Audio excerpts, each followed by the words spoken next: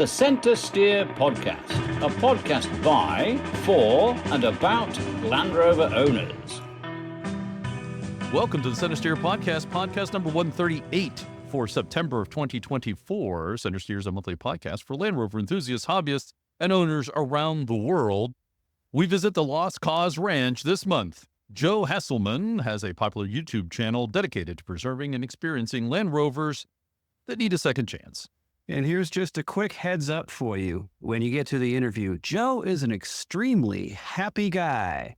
He seems to, pretty much everything we say gets a laugh out of him. So life has been good to Joe so far. He's also a dead ringer in facial features and that sort of over-the-top excitement and enjoyment for life of a good friend of mine. So during the interview being like, you sure that's not him? Someone, your friend? Why did he change his name and move halfway across the country? Witness protection program, maybe? Wouldn't surprise me. Joe has owned over 24 Land Rovers, all unique and special. His most recent Land Rover has a special place in my Land Rover heart, a mighty Freelander. That's coming up after the news. And I'm John Costage. Joining me, our fellow owners and enthusiasts, Harold Morgan and Dixon is back. Welcome. Nice to be back. Harold is purposely waiting for the appropriate pause that I get to cut out every month. Got to make you work for it.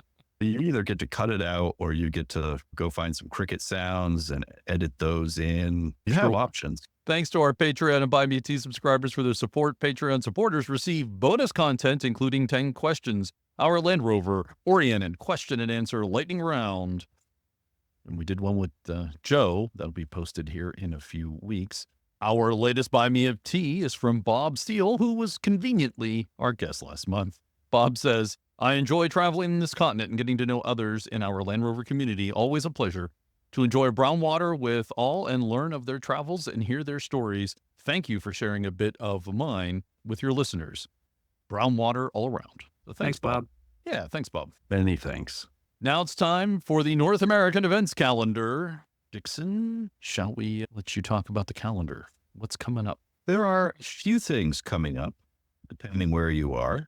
Let's see, to start, the first thing I've got note of is Carolina Trail Rovers. On the October 4th to 6th, they're going to be having their Pleasure Island Adventure. It's a three-day weekend adventure down in North Carolina around the Fort Fisher State Recreation Area. If you're interested, go and show up. It's looking good, and information for them obviously is going to be via their Facebook page. On the same weekend, if you're up in northeastern Ohio, the Cuyahoga Valley Land Rover Club is going to be doing a covered bridge tour. There's about 19 covered bridges up in that corner of the state, and they will be driving around in your classic Rover to take these things in and stopping here and there. They're stopping for cider too, and some wineries. So this is looking interesting. Is that a new club, Dixon? Yes, they are. They're about within a year old. They've actually got a newsletter too, quarterly newsletter. The chat. And it's not 60 pages. It's good sized. Wow. Good for them. Yeah. Tim Harvey runs the club. Nice chap. When is that event? That is on October 4th. Coming right up. Yep. This is right after publication. Then we jump to 2 weeks later, October 18th and 20th, where again, we have a pair of events at the same time. The Rovers Club in Pennsylvania is going to be doing their traditional Falls Trials event in Robisonia. This is all a proper British RTV style thing, which actually Anarch is also running and at their events and encouraging clubs to get into. Couple-day event. The trials proper is on Saturday. There's prizes and all sorts of stuff. And competing with that, if you're a little farther south, it's the old state being North Carolina, Old North State. Land Rover Society is doing their probably about 20th Uharry Rover Expedition. One club down there does the safari in the spring, and this is the fall version of it. And it's going to be down at the Uharry National Forest. And then the final one for October, the weekend after that, is going to be the Gulf Area Rover Romp in Robertstown, Alabama. The Gulf Coast Land Rover Club, along with the aforementioned Bob Steele and Bruce Fowler from Anarch are setting up a large event down at the Grand River Motorsports area in Robertsdale, Alabama. Registration and such lots of information for that can be found on the anarch.club website. And that would be it for October's events. And we'll see you at the GAR. I'll be down there. Anyone else planning to attend? I'm Sadly- undecided yet. I'd like to, and I got a lot of other stuff going on, but I'm trying to figure out if I can do it. It's a long way from Canada. Yes, it is. It's a long way from anywhere civilized. Oh, now you just did the entire. Well, at least the coast, at least the Gulf Coast, anyways. It's not much shorter of a trip for me than it is for Dixon. I would love to make it down. I certainly hope that things are going okay down there. And of course, at Mar, just considering Hurricane Helene just tore through. I think it missed that particular part of the Gulf and it Coast made just barely. Making a beeline for Mar. Yeah. Yeah. I saw that there was sun this morning, so they were very hopeful, but I don't know that it's going to last. I've seen some Mar photos. It's a swamp on the trails. Light off-road trails are more like heavy. So it's a classic Mar. It is a classic Mar. And it's their 30th anniversary edition of Mar, too. So it's, I think, very appropriate. Pearl's Pond has become Pearl's Inland Sea. Yes. Yes. Even before the event started, they had closed off the island because the bridge was just too underwater over to across that little part of the James there, the inlet. The causeway. And if you were at Mar and you're returning, I hope you had a good time at the Mid-Atlantic Rally. Sorry I couldn't make that one. Too much going on here back at the podcast studio. And good luck getting everything hung out to dry while you're getting back to work. And Morgan, you got to go to the British Invasion in Stowe. Yeah, it was a great show, as always. Actually, probably better than usual weather, because we usually, at least the last 5 or so years, we just absolutely bake, even though it's mid-September up here. And colors had barely even started because it's just been so warm. But we actually had a little bit of cloud cover in the afternoon to cool us off a little bit. And you were able to show up in something vaguely British for the first time in a while, too. I was actually able to be an attendee showing a vehicle. I had a 2009 Mini Cooper Clubman that I recently had passed down to me by my father. It was fun. It's a fun vehicle. It also was very helpful. I've been dealing with back issues the last few years, so I was able to have a home base right in the middle of the field. I was unsure whether I was going to bring it, so I did not register early. So with the British Invasion, they put all the late registrants in their own row at the back of the field, which is hilarious because penalty box. It's a bit of a penalty box, but of course they put the Land Rovers, except for Jim Macri's High Meadow Farms collection, they put them even further across the little gravel path and in another field. In the field that only Land Rovers can get to. It's not even really that. They just are like, we're not even going to put you in the central field with everybody else. You have big old dirty vehicles. They're not unnecessarily show vehicles. They're worried about dirt falling off of a Land Rover and getting onto some expensive British sports car?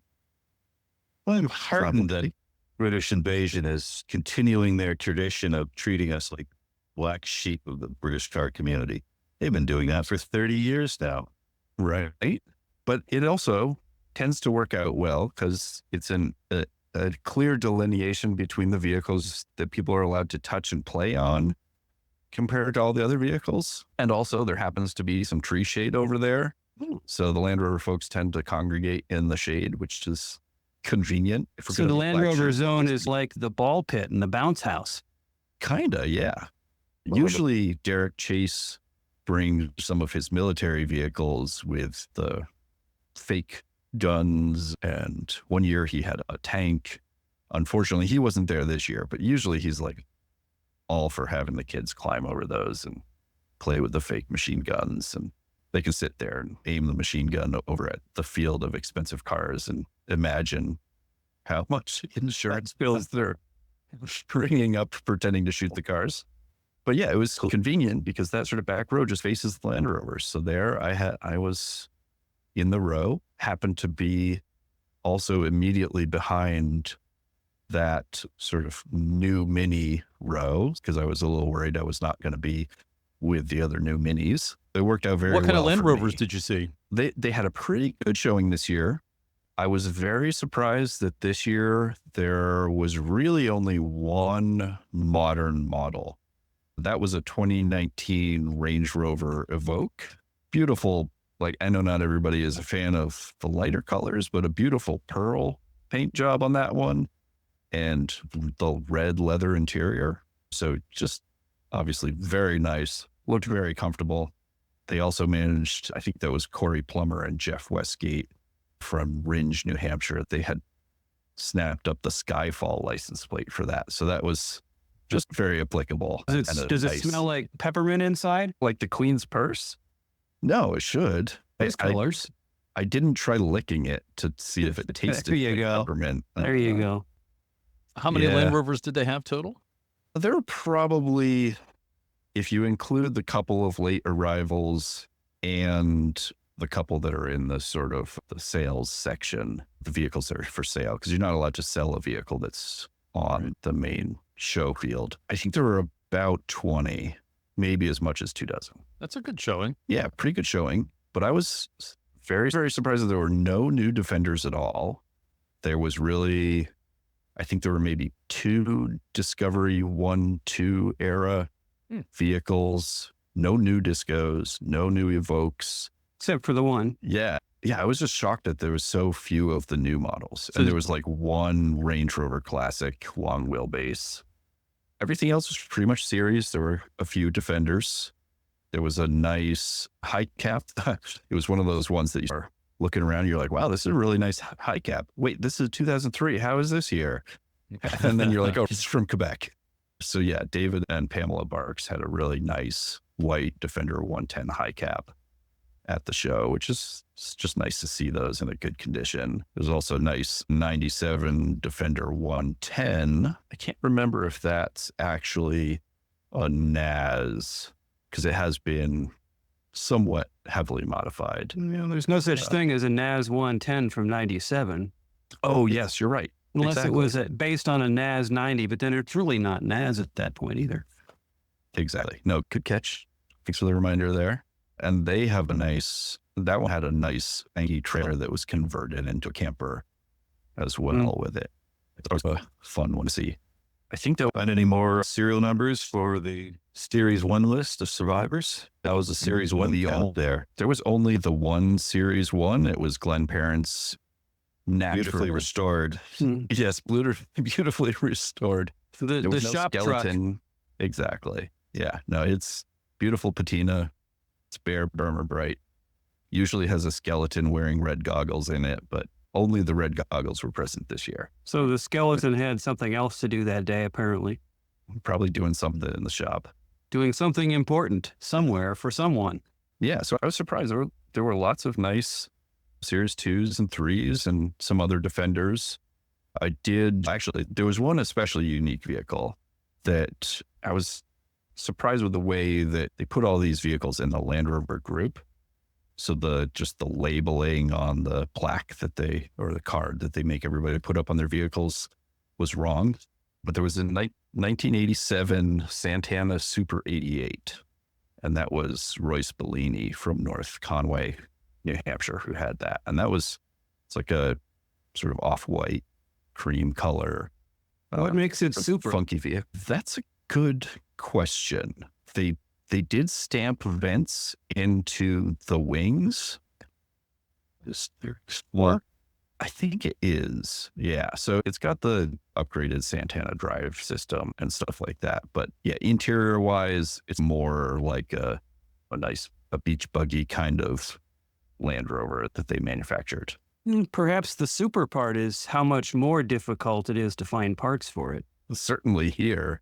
But that was one of those ones that you take a double take as you're walking by Because you're like, oh yeah, another Series 388. And then you're like, wait a second.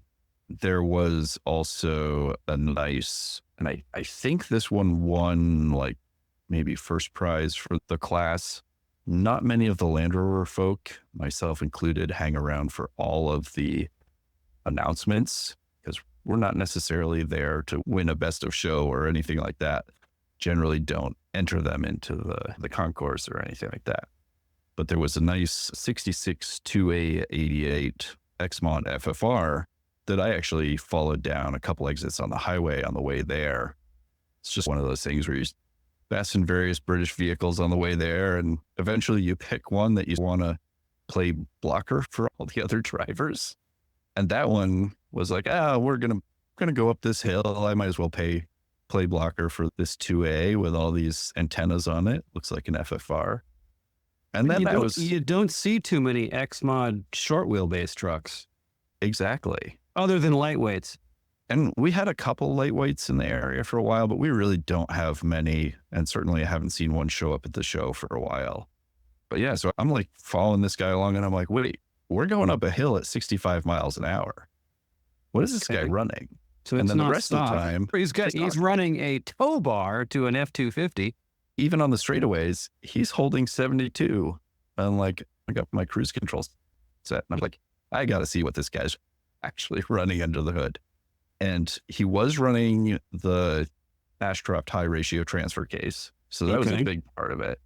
But he also had he was about 1,200 miles into a fresh rebuild of the original 2.25. So he's getting all 72 horsepower. He's getting all 72 horsepower. It wasn't burning oil. He said he showed me the dipstick and how clean the oil is for 1,200 miles. So you didn't need to stop and didn't have to wash your windscreen after following him then. Exactly. That's why I was just, I'll play blocker for this series. And then I was like, wait, I don't even have to keep up. Yeah. Fine. What is this? When you're having trouble keeping up with the one you're running interference for, it should tell you something. Exactly. So yeah, that was fun. He was a nice guy to talk to. I think that was Stuart Crisp from up in Plattsburgh, New York. So he had a bit of a trek to get there too. Not too much, but enough. But yeah, he actually said that when he was in school, part of the reason he got into the FFR and specifically the short wheelbase FFR was that when he was in school, they had, I don't remember what exactly it is, but the equivalent of the ROTC that we have here.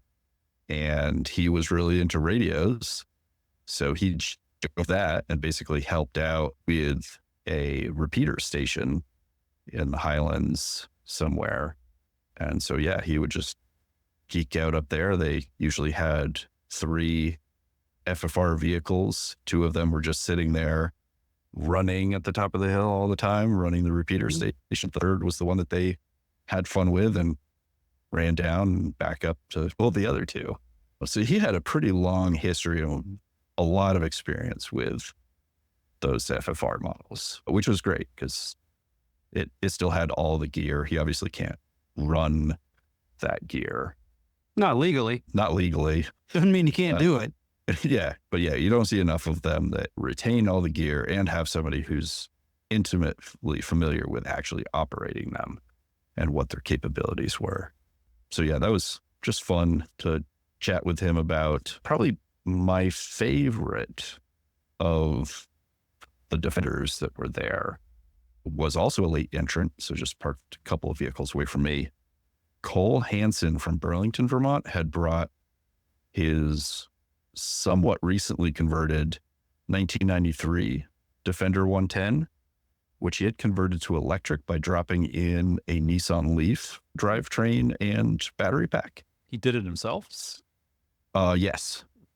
So it was one of those things you just walk over and you're like, oh, this is an electric conversion. I'm like, is that Nissan badge on the electric motor just for a laugh? And then I was like, nope, that's definitely the correct badge for that motor. I've heard a lot of people using the Leaf as a donor for electric conversions. Yeah. Be curious how much of a hit you'd take in driving range in something as big as a 110. Not as well. And Remember, I know you'd lose some performance over the Leaf, but it's still more than you get out of a stock Defender. But yeah, range would be an issue, I think. it actually wasn't that bad for him. Now, I have to say, I don't know which Leaf battery pack he was using, whether it was like the highest range one or not. I'm guessing it was, because you do have a couple of battery pack size options with the Leaf. I And wonder he if there'd just be had- room in a 110 to put 2 of the small packs. Probably. And it's possible that's what he did. He basically had just one of those aluminum truck bed toolboxes in the back of the 110, and that's where the Okay. battery pack was. And then under the bonnet was only the electric motor attached to the normal gearbox and transfer case. And he said he gets about 90 miles per charge around town and 60 on the interstate. And is much faster than most vehicles, even though it's a 110. Faster than other 110s or faster than other vehicles on the road? Than most other vehicles on the road. I'm going to off the say what- much faster than one should be going in a 110, Yeah. given the ability to steer and stuff. Yeah, I'm not. Yeah. I'm sorry. I find that suspect, but okay. Burlington is a small city, and so it's a lot of just stop signs every block kind of traffic. So in that kind of traffic, it is much faster. So it's quicker, At a not start. necessarily faster. Yes, sorry, that is a quicker acceleration, faster in that sense. That Okay. So you're it's off the It's line. getting off the line, not keeping Yeah, up right. and Exactly. over time. Okay, so Yeah, actually, it's would be I mean, good. even on the It interstate, it'll keep has up more fine. acceleration. Yeah. Right, That would be good for Pittsburgh And- too, right. because we got a lot of Yeah, hills and- and curves and turns, and that's always the issue here is, especially in an older vehicle. Exactly. And that's where he's getting the 90 miles per charge too. So that's pretty good considering it's moving that weight in the most inefficient driving styles. And the engine bay is pretty much empty. So he's actually probably dropped, he might be about even on the vehicle weight, but I Distribution. think he's probably dropped some weight. Does he take anything Yeah. with him? Is this is he overlanding, camping? Does he have a family? Does a dog? No, Hauling he's pea gravel? mostly just driving around Burlington with it. I don't think you can overland in something that gets at most 90 miles on a charge. Yeah, it's a fun setup. I would like to chat with him some more about that. Specifically, some of the details about like how he sourced it, whether he had to make his own adapter. There was one bracket that sort of went from the normal engine mounts and mounted to the front of the electric motor. So it really didn't take up much space in the engine bay at all. Well, if it fits inside a it's just Nissan fun. Leaf, which in turn will fit inside a Defender, I think it's pretty small. Exactly. So you're saying the Yes. Leaf would fit inside the Defender, the Yes, whole entire yes. Leaf? Yes. Yeah, you could park the Leaf in the bed of the 110 for sure. So yeah, that was my best. But the other very fun thing at the show this year was Ineos had a presence with the Grenadier. So they brought, and this is Land Rover adjacent, and another reason that I was very surprised that there were no modern Defenders there, because I see a lot of modern Defenders around in our area now, but nobody actually decided to bring one to the show. Ineos, being a British company, making the Grenadier, was able to have a showing there. Did they make them go out in the reserve field too? No, Oh, they put them in the vendor area. okay. They generally have a sort of, I don't even remember whether it's specifically only for concourse vehicles or not, but there's a section closer to the stage and the vendor area that has the highest end vehicles that are probably in the concourse. Which I guess they probably pay for that access too. Probably you generally do pay a different fee for entering into the concourse and everything. So they weren't even in that section, which surprised me because that's where they often have other vendors as well. Haggerty has a vendor booth in that area, but they have another vendor booth off to the side, or vendor area off to the side that's behind the car corral, which is the vehicles that are for sale. And that's mostly parts vendors, British paraphernalia vendors, and they were positioned there, but they were also taking folks out for rides in the Grenadiers. And these were actually if I remember correctly, they were the 2003 model. So they were on the 2-year demo import. So they were the sort of rest of world spec, but they're all essentially the same. And they had one, I don't remember the actual model name distinctions, but they had one that's sort of your standard kind of the base model. And then they had their top of the line Trek vehicle essentially. And they're both configured very similarly with sliders and stuff like that. The difference with the higher spec one was all-terrain tires, or the high-end like KO2s, KO3s, high-terrain tires, electronic diff locks. That one had the front winch on it and a tow receiver. And it also has, obviously, looked at the Grenadiers, the cockpit switch panel, the ceiling switch panels for all your lights. So on the high-end model, up by the grab bars on the roof, they have basically electrical sockets that are already plumbed, pop-up plastic covers on them. So you literally just mount whatever you want to mount, plug it in, and the switches are all wired up already on the sort of headliner switch panel. So some of those features are just really nice in terms of convenience. They have outlets in the roof, in the ceiling? On the outside. Oh, on the outside. so I thought they were on the inside. So you can attach lights to the outside on some roof rack. And then there's a grommet, I take it, on the roof. You pop the grommet, plug it in, and you're good to go. Yep. And Wow, it's all okay. pre-wired up. The That's- switches are all labeled. They've essentially got 4 of those, one on each corner of the roof. That's Next to these round bar grab handles that are positioned because you can optionally get Alpine windows, just like the Series and Defenders. That's an option? It is, yeah. Wow. So they're basically positioned on either end of where the Alpine window would be. So you've basically got a round bar that if you want to mount a bar mount for any kind of light, you've already got it. Or if you want it to be some other accessory, you can do that. You can. Yeah, like a margarita blender or something. Yeah, exactly. No PTO, sadly, but Are you able to climb in them and, Yeah. and sit in them, or was this only exterior only? no, we were absolutely allowed and encouraged to climb in them. Yeah. Definitely quite comfortable. I would say that Better Sure, than a but- series, huh? better than a series. I couldn't figure out what the hell to do with my elbow. I didn't have to put it out the window. But the fit and finish on the interior trim definitely feels like a low-end model. But that is really more because it's intended to be able to be hosed out. But otherwise, the interior comfort is great. The switch panel is very convenient placement. It does feel very, very much like sitting in an older Defender with a little more legroom, actually. Definitely much more seat adjustment. How much? I think they were starting around 80, 85 and going up to around 95 for the high-end model with all the bells and whistles. So competitive with the new Performance-wise, Defender. Definitely competitive with the new Defender.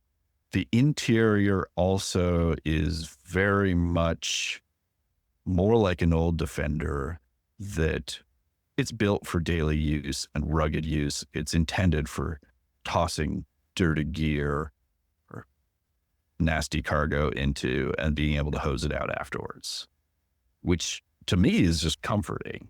And certainly it was nice. Nothing for them to worry about or letting anybody go in it. And they had been, like I said, taking people for test rides and doing some trails in the area while they were in town. So they were definitely using them and letting them get used.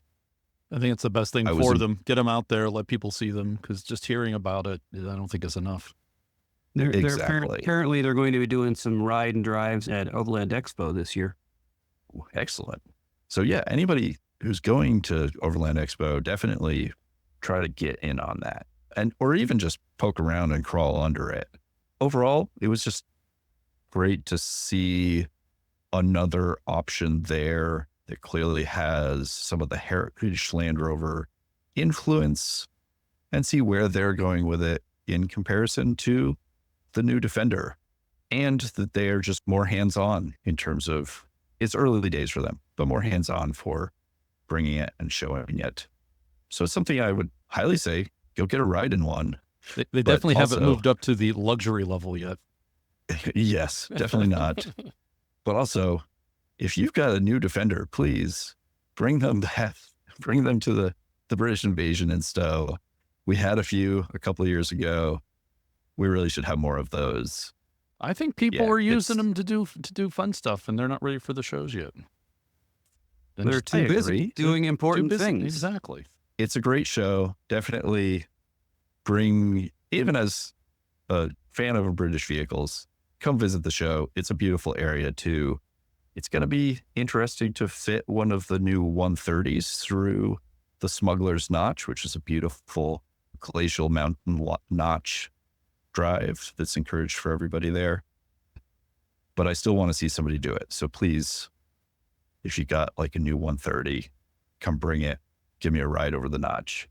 Thanks very much for the Stowe review. Yeah, it was a blast. And now it's time for the news. First up, Jaguar Land Rover has said it will spend £500 million to upgrade a Merseyside factory to build hybrid cars and prepare for electric vehicle production.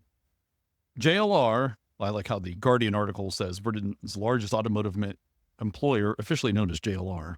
Someone finally getting it. JLR has said it's going to spend £250 million on a new car production lines, machinery, people, and digital technology at the Hell Wood plant, with plans for $250 million more over the coming years. The investment will eventually allow Hell Wood to produce electric versions of its medium-sized SUVs, the Disco Sport, Range Rover Evoque, as well as traditional internal combustion engine versions and hybrids. The upgrades to Hell Wood, including robots and new ovens for drying paint on car bodies, will allow parallel production on battery cars and those with internal combustion engines, allowing the company to respond to shifting demands. JLR Executive Director of Industrial Operations at the Hell Wood plant, quote, will be our first all-electric production facility, unquote. It's nice that they have the paint drying facilities. That should reduce their costs in paying people to watch paint dry. Open up a little tour and just have you can sit and watch. They're using an AI robot now to watch it dry. Oh, exactly. And next up, JLR ready to make huge departure from previous models. This is from Car Buzz.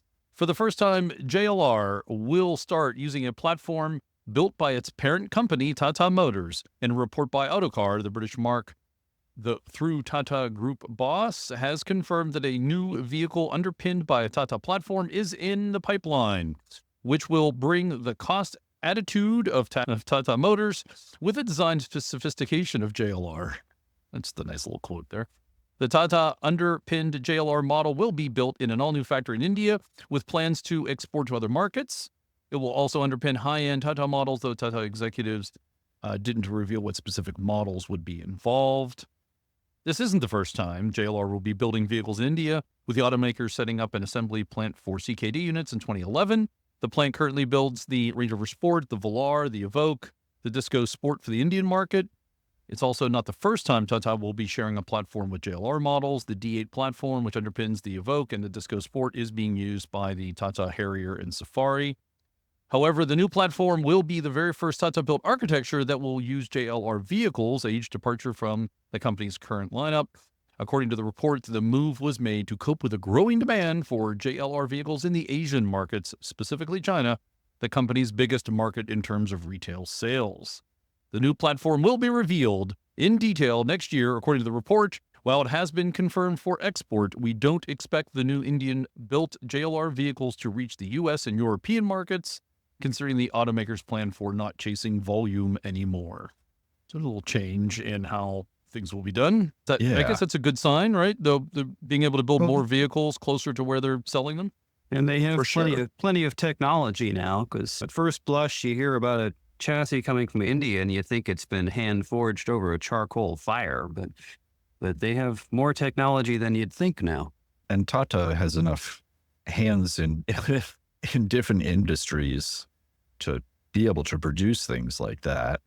It'll be interesting to see how it compares with some of the platforms that Land Rover is currently using, because it clearly is partially cost savings in not having to transport those like chassis and such, but also probably in the assembly and manufacturing processes. Be curious whether, like, how that changes and how different they are in terms of needing to be adapted. And to use a business term, there can be a lot of synergy between this project with Tata. The parent Tata is big steel maker, so they have those abilities to make those sorts of things in-house. They really should get into aluminum if they haven't already. Maybe they are. I haven't done enough of that research. All right, let's move on to Jaguar Land Rover urges Korean branch to compete with Japan. Found this interesting article about sales over in Japan and Korea. And JLR's global headquarters has urged its Korean branch to adopt business strategies from its Japanese counterpart, citing concerns about lagging sales in Korea. During a recent review of its Korean operations, executives noted that Korean sales are trailing behind Japan's. JLR Korea sold 5,073 vehicles in 2023, a 55% increase from the previous year, according to the Korean Automotive Dealer Association. However, that figure is significantly lower than the 15,473 units it sold in 2018. In contrast, JLR Land Rovers, performance in Japan has steadily improved, driven by growing demand for mid to large size SUVs, such as the Defender and the Discovery. These models have found favor among Japanese consumers who prioritize practicality and stability, as well as a lifestyle focused on outdoor activities. According to the Japanese Dealer Association, JLR sold 9,799 vehicles in Japan in 2022, 78% increase in the previous year. This includes 9,102 Land Rovers and 697 Jaguars. There's a whole Jaguar shout out there. The Defender 110 became the best-selling import SUV model in Japan, with almost 4,500 units sold in 2023, making it the 14th best-selling import vehicle overall. So there's a little insight into Korea and Japan sales. It is very interesting. I like hearing those numbers out of Japan as well, especially looking at larger mid-size SUVs, because those aren't as common in Japan. Certainly Land Cruiser and all of that is popular and comes from there, but they like their smaller vehicles. There's a lot of outdoor adventure and travel industry in both countries. I do often peek into some of the overlanding, van life, camping stuff that is popular in Japan and Korea on YouTube and stuff like that. So I have seen Land Rovers in both. I have one word for you: crossroad. Yes. Yeah, exactly. I was going to say, I wonder how many of them miss having the Honda Discovery. Right. I've actually looked at some of the Japanese import search engines, and I've set up searches for some of those, but they very rarely actually show up available for export, because they're over the 25 years at this point. Are there any Which means left? they don't exist. Yeah, they have such an aggressive scrapping campaign in Japan for old stuff. It's so expensive to recertify them that stuff just doesn't last over there. It'd be fun to find somebody who kept all the badging, and you could import that and just slap it on your D1. That would be fun. Be interesting to see how much of this is actually coming to Canada with 15-year rule. But some of the 4x4, like Dacia or whatever, those are certainly appearing in Canada in larger numbers. Skylines and a whole bunch of the right-hand drive vehicles. Yeah, we're getting a lot of those here as well, even in the Burlington area. We see a lot of the Hiaces and, the Dacias and all of those, but they are the older models. It's very interesting to see. I just don't know the demographic difference between Japan and South Korea. I certainly hope them well, because it would be very cool to see more of those out there, because even just through social media, that influences younger buyers. Oh, yeah. It doesn't have to be US based. I wonder if some of the new models being produced in India might be sold then into Korea and Japan. That could be a good help with sales. Yeah, I don't know how because China is a big exporter here, and presumably is also a fairly large exporter there. I just don't remember how the various trade agreements, especially these days, are set up for vehicles coming out of China into neighboring nations. I would be very shocked if the Koreans and the Japanese allow Chinese-made vehicles into their country. All right, let's move on. Life of British Army's aging Land Rover fleet to be extended under a £71 million spare parts contract. So they're going to extend. UK Armed Forces has 15,000 strong aging Land Rover fleet. It's going to be extended thanks to that contract, as well as the British Army's Land Rovers. The project will include Pinzgauer Fleet, Protected Land Rover, the RWMIK, and the Lightweight Trailer Fleet. There, Forces.news video you can watch if that will interest you more, but it basically tells you what I just told you. They show a Defender driving around. And Oh, God, no. The headline on that video and deep within the article. I'm glad you brought that up. When they talk about the Land Rovers and how long they've been involved in with the MOD, they keep saying they'll mention them generically as Jeeps. It's used that way. I guess it's their equivalent of Utes.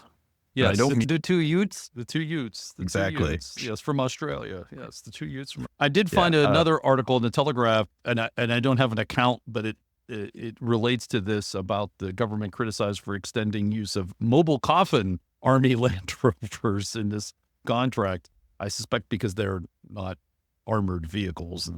Suggesting that's a waste of money to keep alive these things in the military. You got to wonder who wrote it. Is this some disgruntled salesman from a competing product? The whole idea from the Jeep originally in the war is a soft skin vehicle that's cheap, disposable, quick to build, field repaired. And if they're being used, if they're dangerous, they're being used in the wrong context. Buy the Oshkosh product and use, which are more up-armored for symmetrical warfare. Well, I think you hit on something there, Dixon, when you said that they were cheap to build and available. These are not available anymore, and you can't build them. So it is possible that criticism could be accurate if, even no matter how they're used, it's tougher to get parts, and they don't make these vehicles anymore. If you all of a sudden you're like, I would play another 25,000 of them, that just can't happen. But on the other hand, the ones you have are designed to last a long time if you have the parts, which saves the government a ton of money over replacing wholesale with something else. And they just forget that legally, manufacturers have to have parts availability for 10 years after production. And military contracts may be different too. They might be. The parts should be available to 2026, and this just extends it past it. So it makes a ton of sense. They might be, we know they are less safe vehicles, but the current alternatives might not be field repairable in the way that a Defender or a Pinzgauer is. The Telegraph article is probably in deep down there, written by someone that's got a G-Wagon or a Grenadier, and they want to sell those rather than Defenders. It's written by the political correspondent and the chief political correspondent, so I don't think their vehicle use is involved. But I think we all agree, though, that is a cool photo of a Chinook helicopter carrying a Defender. That is a cool photo. So go out and check out that Telegraph article, if anything, just for that photo. Because the military has lots of helicopters and not very many tow trucks. Next up, JLR recalls Discovery, Defender, Range Rover SUVs over bad near-field sensing module. A small number of those vehicles have hit a safety recall in the United States. The near-field sensing module said vehicles may overheat. Inset vehicles may overheat, which causes 3D surround camera images, including the rear view camera image, to not display. According to a temperature differential may build up between two chips with the near-field sensing module. This in turn causes the near-field sensing module to reset, while overheating may occur due to missing thermal interface material. JLR describes the missing thermal interface material as a manufacturing defect. No fewer than 180 vehicles have been produced with the bad modules for the 2024 model year, beginning with the Disco Sport and Defender. The remainder comprises the Evoque, the Velar, the Range Rover Sport, and the full-size Range Rover. Production dates range from September 8th of 2023 through October 26th of 2023 for different models. I'll let you go check that out if you're affected. Owners will be notified via first-class mail no later than October 25th of 2025. That's a year from now. So owners can find out much quicker by using a VIN search. Or when their backup camera stops working. And then they can go in and say, hey, is the thermal interface module failing? Please check. Sounds like somebody forgot the thermal pads and or the heat sinks in assembly. This is the... Or they forgot to squeeze the little syringe full of the heat transfer goo. Exactly. This is one of the many problems with moving from mechanical and simple 12-volt electrics to computerized systems, is that you spread out the cooling needs to every single compartment and board in the vehicle instead of one cooling system. That and the wild proliferation of electronic modules. Yeah, but it's not just a vehicle problem, too. This is for all electronics. It's in everything. It's not just strictly a vehicle issue. This is true. But you're also putting sensitive electronics into much harsher environments and much higher temperature ranges than normally are suggested. Yeah, but this is going to happen. This is not stopping. You just got to deal with it and work through the problems, just like we've done all throughout humanity on anything, any technology. It's changes and issues, and you've got to deal with them and roll the punches and fix them. Yep. Next up, lawsuit accuses JLR of selling driver data to insurers. And being in the information security field, this one's a little close to my thinking and concerns. In March, a story broke that numerous car brands in the U.S. were selling driving data to insurers. Now, a proposed class action lawsuit claims JLR North America is jumping on the same bandwagon, though the automaker denies the allegations. The lawsuit filed in the District Court of Massachusetts alleges the brand captures and shares personal data collected through several software features, including InControl, which has been in use since 2014. According to the owners involved, this system can track the location of a vehicle, data about acceleration, hard braking, high-speed events, while even transmitting data about Bluetooth calls and music played in the car. JLR is then accused of providing and or selling some or all of this data to credit agencies and or data aggregation companies, all without the owner's knowledge. Once credit agencies gain access, they can turn around and sell it to automotive insurance companies, according to the lawsuit. These insurers then can use the data to adjust and hike up their quotes and premiums, often to the detriment of the car owners. The lawsuit identifies two plaintiffs. They purchased a 2023 Land Rover Defender 110 in April 2023, and a few months later received a software update making it clear their car was connected to the internet. The plaintiffs say the continuous software connections were not adequately disclosed in JLR's marketing materials and reached out to the company. JLR denied that its vehicles collect consumer data or that it participates in data collection and sharing and or selling practices alleged. Where to start with that? Marketing material isn't going to go and talk about what the car is or isn't doing. And if there's data being moved around, that's going to be in the end user agreement or purchase agreement, whether you're leasing or buying it. But superficially, of course, they're selling the data if they're collecting it. All the other manufacturers are doing this. The only way they're not going to do it is if there's some obscure clause buried in your purchase agreement somewhere that says they're not going to do it. If it's not there, they're probably going to be doing it. It's customer data.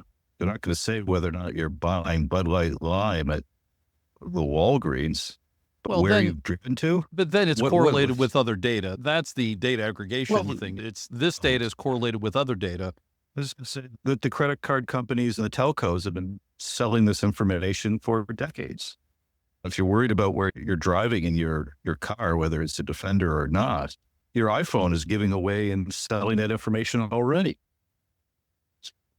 It just could be very interesting to see where this goes. To be clear, the company, JLR, says it's not doing this. So let's be careful about saying that they're doing it, because they're saying they're not until proven otherwise. Would they admit that they were doing it if they were? That's the world we live in, right? And that's where things are. Are they doing it? They say they're not. It seems like they may be. There may be some agreements that one hand doesn't know that is happening, where they're selling it to third parties, and that third party then turns around and sells with that data aggregator. Is this happening in industry? Absolutely. It is proven it's happening. And even our own fair U.S. government buys data aggregation information and using it for purposes that they think they need to use it for. I was surprised I had not heard about Land Rover potentially doing this up until now. That's one of the reasons I saw the story, because I wanted to read the story, curious to see how this plays out. Are they really doing it? To me, I'm not really concerned. I wouldn't be surprised if they are. If they're not, it doesn't matter. With your credit card, your cell phone, and all the rest of that stuff, what new data is going to be in there except that you brake suddenly to stop avoid hitting a squirrel? I will challenge you in, this is different than almost any other manufacturer, where they, specifically the Defender, they market as being something that can go off-road and do things that are not normally done by a normal vehicle in its normal sense of use. And if you take it off-road and it's tracking and selling that information, and that could impact your insurance rates, and you didn't know about it. Verizon and AT&T are already doing this too. So if I was John's insurance company, I just buy my data where you are from the telcos. Why would I bother phoning up NEOS or JLR to buy their data, or Jeep or whomever? Like, I can get it from somewhere else. I don't think that's the point here, Dixon. The point is that as a source of data, are they using that data? Are they then reselling the data? And you're saying that it could potentially not impact you. What do you care that if you're driving your Land Rover and Land Rover is selling that information, there's already all the other information out there? Yes, that's true. But also, this particular model has some extra information that typically other models don't have, that they market as something you can do with it. Which could then cause your insurance company to decide they don't want to cover you anymore. And even go as far as like the extreme wading depths that the Defender is rated for. But your insurance company might not like that the Defender is rated for those. You're intentionally committing flood damage? But honestly, since the Defender knows your wading depth at any given time, they could be tracking that and feeding that back to insurance companies. So even though you might know that somebody crossed some stream when they were off-road by cell phone data, they don't know whether you actually went in the water. Maybe you hopped out of the vehicle and then hiked the rest on foot.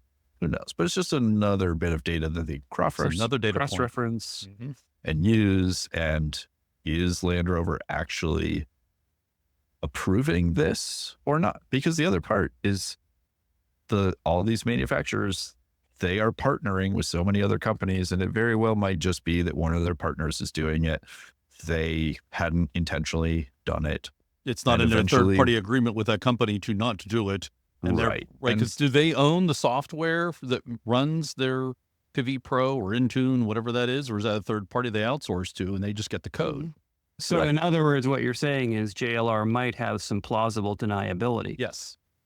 Yes. Oh, yes. Yeah, this is all in third-party risk. When you're in my field, and it comes to risk, you have third-party management, and this potentially could be one of those areas where it's third-party management. Oh, we don't know what they're doing. We told them not to. Right. But they're still doing it.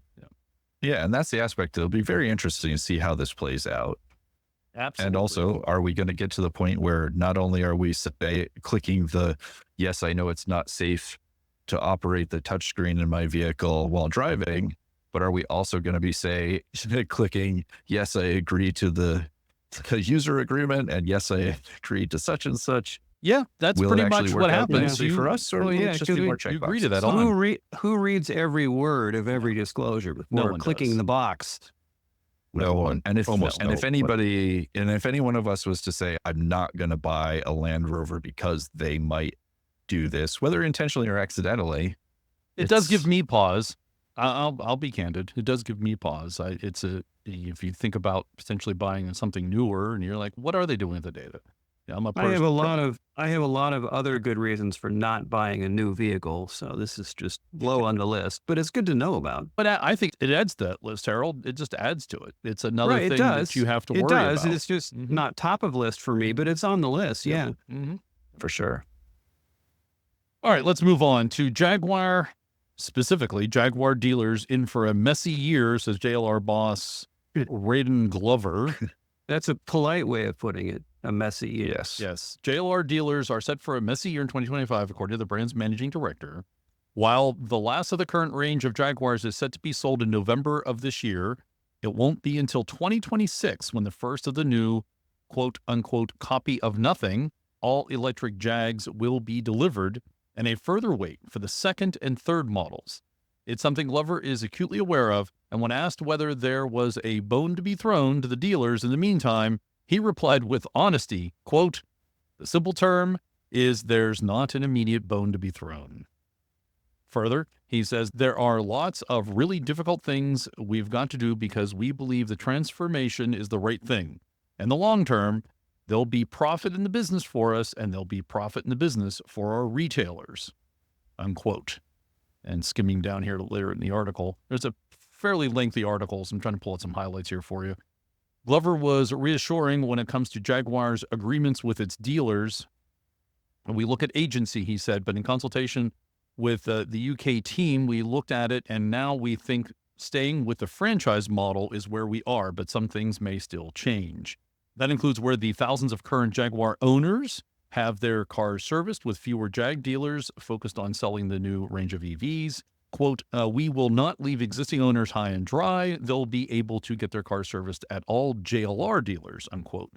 In June of 2023, JLR told its dealers, this is in the UK, by the way, to be clear, in 2023, JLR sold its dealers that it would be switching to a fixed price, no haggle sales model. JLR would invoice the customer instead of the dealer, with the dealer being paid a handling fee for handing over the car. Part exchanges would also be removed from the dealer's remit and handled by JLR. But in February of this year, the car maker said it had decided to ditch the agency model following consultation with its retail partners. And that doesn't even mention the U.S. What's going to happen here? I think it's going to be very similar, though. Yeah, the translation to all this is next year is going to suck. But if you don't go bankrupt, there'll be money to be made later. Solely Jaguar dealers there, as opposed to Land Rover / Jaguar. Because in a sense, it's the service department that keeps these dealerships alive and running. The vehicle sales are more the profits and so on that you're taking off. Yeah, that's going to model forever. Yeah, I would imagine here it's going to be a tough time for the Jaguar side, but the dealership, okay, should be fine. If you've got another line to lean on, yeah.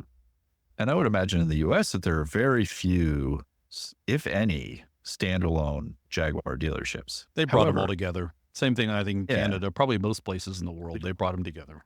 But also, now remember that they also just went through the rebrand to separate out the Or brand delete, depending on how you look at it. I haven't really seen that here yet. There's still the big Land Rover logo on the dealerships. I haven't seen separate Actually, I think that's what's happening next year. ones. They're taking a leaf out of the Defender book.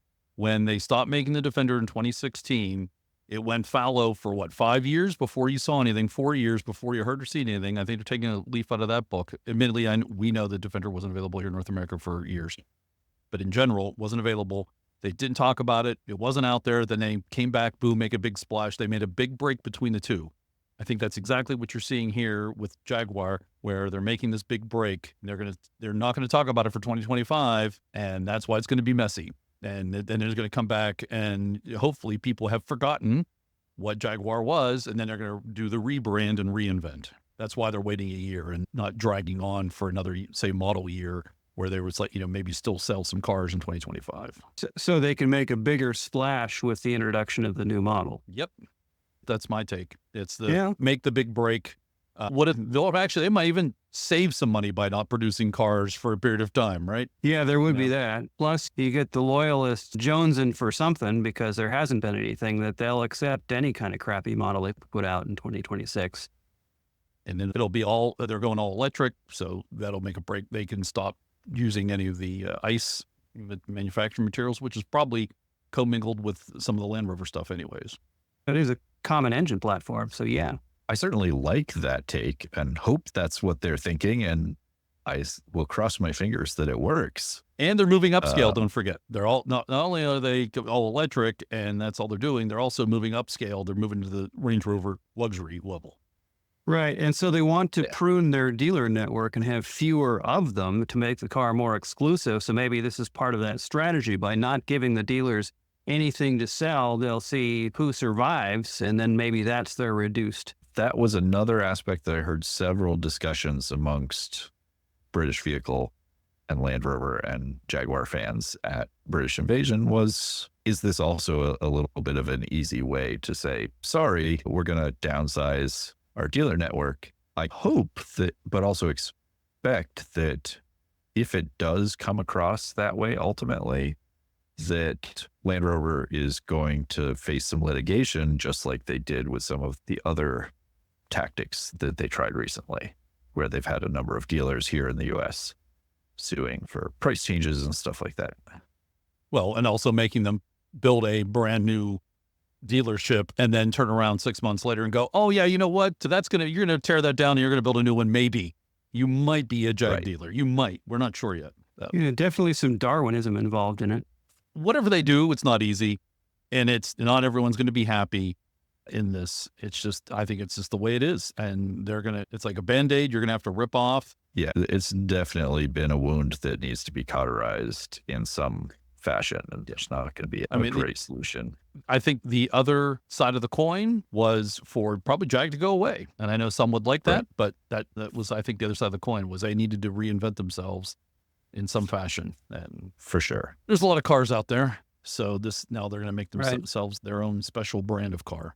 Yeah, there's a lot of other brands out there that are doing Jaguar better than Jaguar's been doing Jaguar for decades. And so many of the brands have just such a big head start on the all-electric upscale models. Speaking of reinvention, JLR will reinvent Discovery to take it out of Defender's shadow. And continuing conversation about this, found another article, has some little more tad bit detail, maybe a little bit of info. Despite Discovery making up just 4% of JLR's total sales, the British firm remains committed to bringing it back for another generation and will focus on more clearly defining the Discovery's position around its family adventures values. Discovery and brand boss Mark Cameron told Autocar that repositioning will need to move the Discovery away from its Defender sibling, which offers comparable refinement and space with a broader spread of engines, trims, and body sizes. JLR will attempt to set Discovery apart by moving it into a new space, Autocar understands, possibly by adopting some MPV design elements. The Volkswagen ID Buzz, for example, has been touted as a potential reference. Speaking to Autocar, SVO boss Jamil Hamidi said the car will be positioned with its own special interpretation of what that flagship means for the Discovery brand. This design freedom is a result of the division's clean sheet approach, which means we can do whatever we want. We've broken the chains of the formula, said Hamidi. However, such freedom can be a little unnerving, he added, as well as really exciting because you can go in a completely different design direction. So JLR is going to reinvent the minivan? Yeah, MPV's what, multi-purpose vehicle, which is basically a minivan. It's the crossover, which is somewhere between an SUV and a minivan. Isn't that what it is already? It was a little more on the SUV and a little less on the minivan, so they're just going to head in a slightly different direction. Adjust the proportions a little bit.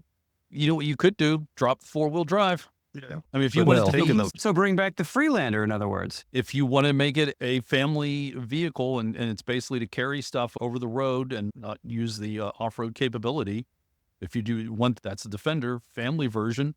You want to have better fuel economy, drop the full wheel or make it all-wheel. And so make it a road-based all-wheel drive, no low range. Just, again, the Freelander with a front-wheel drive vehicle with a viscous coupled takeoff for the rear, which provided some assist, but really it was a front-wheel drive vehicle. Yeah, I'm not sure that they can actually do that here in the U.S. anymore. I know the U.S. is very much headed in the direction of requiring all vehicles to be all-wheel drive. There's no requirement for that. You already have to have all of the stability and traction control for new vehicles. They are definitely very much headed in the direction. But that doesn't mean they have to be four-wheel drive. Well, not yet, but I think Morgan makes the point that it won't be long before we do get to that point. Gotcha. Yeah, because that's how a lot of this technology became requirements, is some vehicles added it. It turned out to be a safety improvement, and they're just going to make it required across the board. And it actually gets a lot easier with electric in many senses. Right. All right, moving on. Land Rover revives classic Defender V8 for £190,000. Land Rover has revealed an official resto mod for the classic Defender, turning the legendary 4x4 into a bona fide rival for the Mercedes G-Class. Produced by Land Rover Classic, it promises to modernize the classic Defender as far as possible with a reworked chassis, interior, and exteriors. It is powered by JLR's ubiquitous naturally aspirated 5-liter AJ V8, sending 405 brake horsepower, 300 pound-feet of torque, and 8-speed gearbox supplied by ZF. Bilstein dampers as well as Eibach springs and anti-roll bars are fitted to help the Defender through bends. It also gets 4-pot Alcon brakes for improved stopping power. Inside, the reworked Defender seats, door cards, roof lining, and dashboards are reupholstered in one of 5 leather options. 2 designs of seats are available, one prioritizing comfort, sorry with the pause on that, and the other supplied by Recaro, offering a thicker bolster and a sportier look. The radio is swapped with a new deck and a 3.5-inch touchscreen, bringing sat-nav, DAB, radio, Bluetooth connectivity while remaining faithful to the aesthetic of the original. Prices for the Defender V8 by the Classic Works bespoke start at £190,000, which buys you a 4-seat 90 model. The larger 110 7-seat, £204,000. Each will be based on a Defender produced between 2012 and 2016 and sourced by Land Rover itself. And I also found a article that gives us the cost in U.S. dollars. But are they coming to the U.S.? So Haggerty says prices start around $250,000 plus taxes for the 90 and $270 American for the 7-seat 110. You can tinker with the online configurator to figure out what you might like. And it's very easy to add significantly to those numbers if you stack the options. I'm surprised that they're going to be producing enough of these at the price. It doesn't really matter. They don't have to. They don't have to, but they're even going as far as creating an online configurator for that. I suspect that's probably because they do a lot of other models as well. It's just their system to tell them what you want, and then they'll build it. It seems to me like my take on this is that they got tired of Arconic having all the fun, so they decided to do it themselves. So here's the question then. If these are 2016 to 2012 models, they're not going to be available in the U.S. then, right? I wouldn't think so unless they've done something sneaky with certifications, but I don't see how they could. I mean, they would, even at that cost, they can't be recertifying each one, or no, they're not putting airbags in. No, exactly. Yeah. And actually, they need backup cameras too, because 2014 or 2011, you have to have backup cameras. You have to have the aforementioned anti-skid and anti-roll. They did add that touch screen, so they've got a place for the backup camera. But yeah, all the I don't think they've added any kind of electronic stability control to it.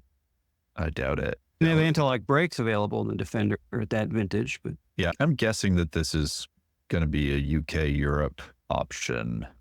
Let's say non-North America. Non-North America.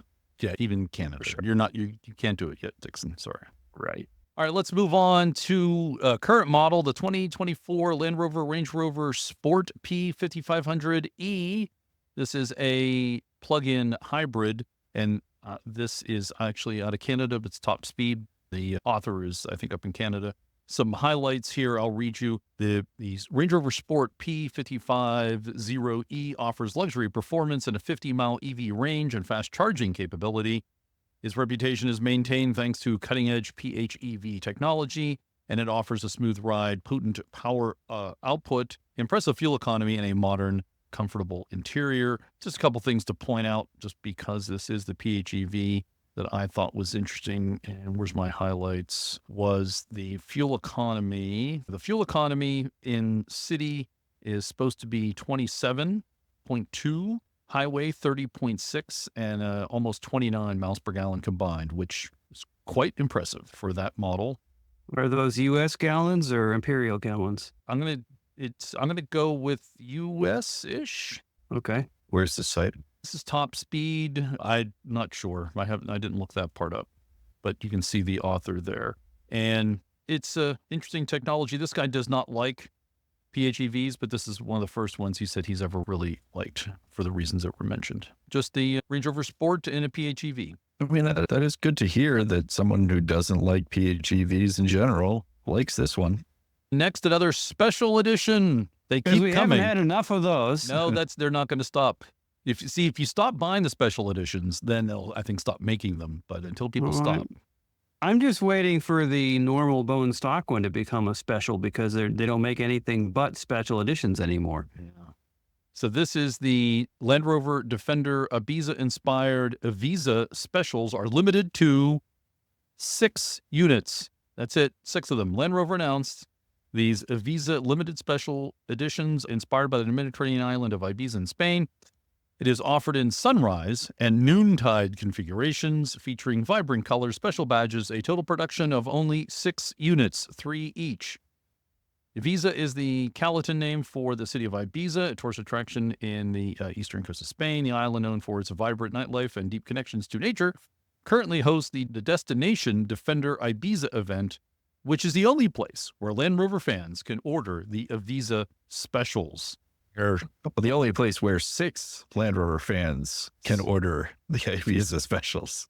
Hopefully there will be 6 that are willing to pay for it. The one thing I like about the 110 that you don't see on any other model with a special one is they have that cloth sunroof that was only available in a 90 is available on this 110. That's the Sunrise edition. That looks really neat. And they got good pictures of that color in... Oh, yeah. They're clearly like golden hour pictures. All right, let's move on to this is the full-size electric Range Rover, and this is seen doing some testing. Our spy photographers managed to nab this prototype while it was undergoing hot weather testing in Southern Europe. It has British license plates and a UK sticker on the left-hand side of the tailgate, yet it was a left-hand drive model. More stickers reveal it is pre-production nature and battery electric guts. And if you have any doubts, it might not be an EV, just look at the grille. The component features a closed-off design as well as no internal combustion unit to feed air behind it, as there is no internal combustion air to feed air behind it. Moreover, the car has no tailpipes whatsoever and an EV sticker on the rear windshield. They're doing testing. And further, it says, given that it uses familiar underpinnings, we don't expect the all-quiet Range Rover to behave that differently from the regular ICE model. Sure, it will be a bit heavier, but overall, it should have a similar driving experience. JLR announced that it will benefit from an advanced traction control system that reacts roughly 100 times faster than the usual setup, so the off-roading prowess should still be available. So there's your all-electric, full-size Range Rover. Looking at these pictures, it'll be really interesting to see what in 20 years, what the Range Rover design style is, because the sort of side vents had already become only purely decorational on the Range Rover.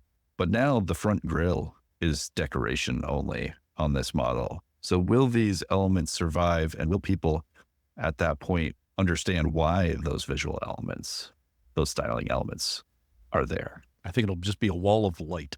So I think you're still going to have a grill because you still have a radiator. The batteries need their own cooling system. They got to get air for the cabin from someplace and not just off the street, unless you scoop on the top somewhere. They pull it in at the base of the windscreen a lot of times.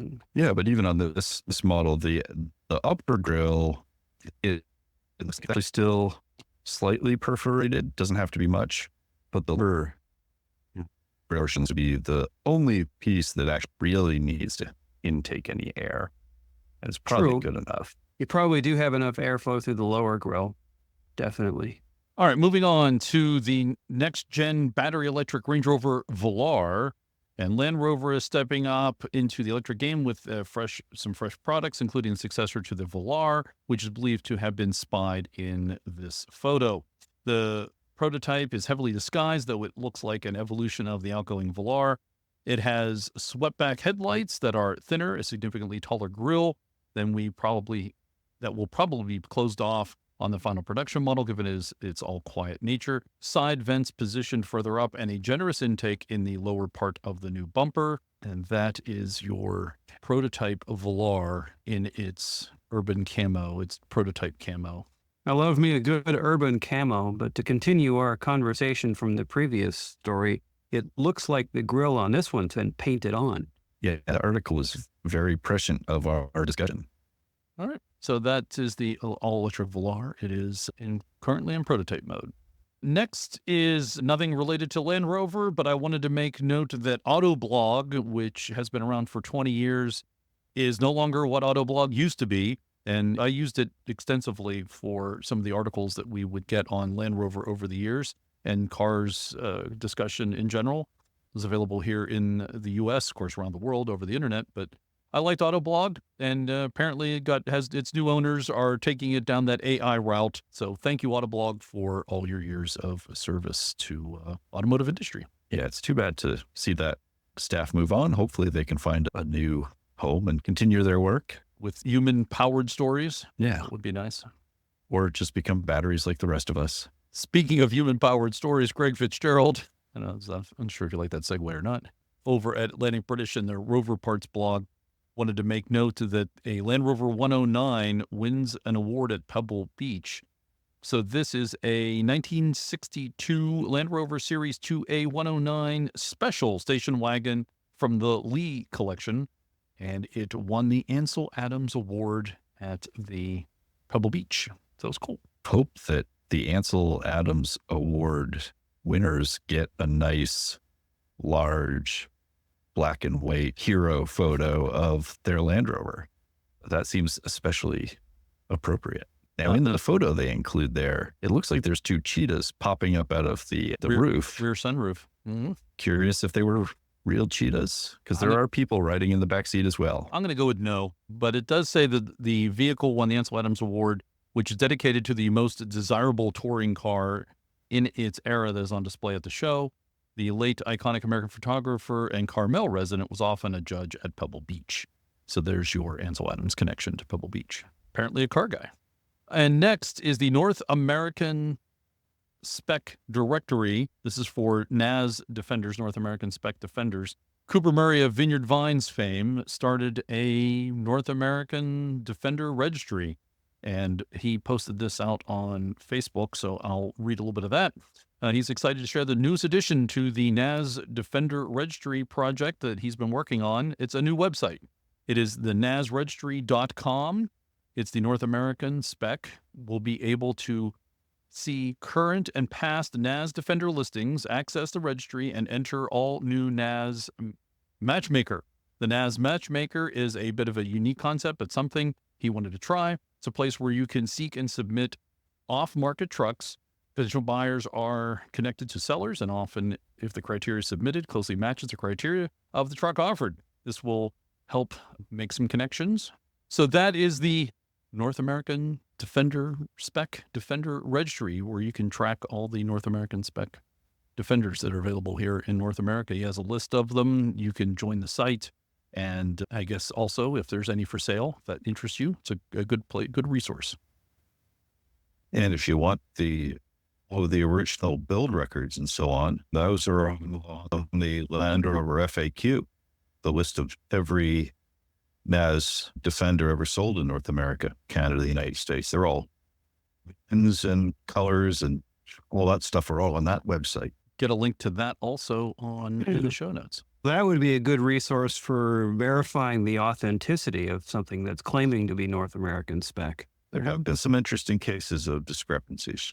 The new North American Spec site does list whether it's still stock or whether it's modified, so that would help with that cross-referencing. And whether it still runs. Exactly. Won't help with whether it's running or not. It ran once. And there's 3 Canadian soft tops, D90s. One's in Maryland, one's in Colorado, one is still in Canada. And finally, the Defender Service Awards are back. They have announced the finalists, and Defender is proud to announce the 5 finalists for each category in the 4th Annual Defender Service Awards.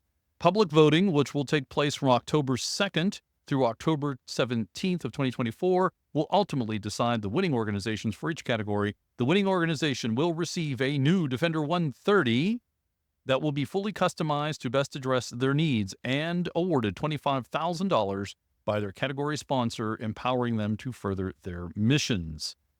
A sixth category, the Defender Service Honorees, is designed for past 2021 and 2023 finalists who have been given a second chance to win a custom Defender 130 vehicle. These worthy organizations did not win in their category. However, their continued support of their communities and need for a capable vehicle warrants a second chance. And the winning organization from each 6 categories will be announced at this year's Destination Defender event, encouraging participants to embrace the impossible. The weekend celebration will take place from November 22nd to the 24th at Calamaringos Ranch in Malibu, California, and will feature Defender experiences that channel the adventure and spirit of the brand. A special evening celebration on November 23rd will be held to announce the 6 winning organizations.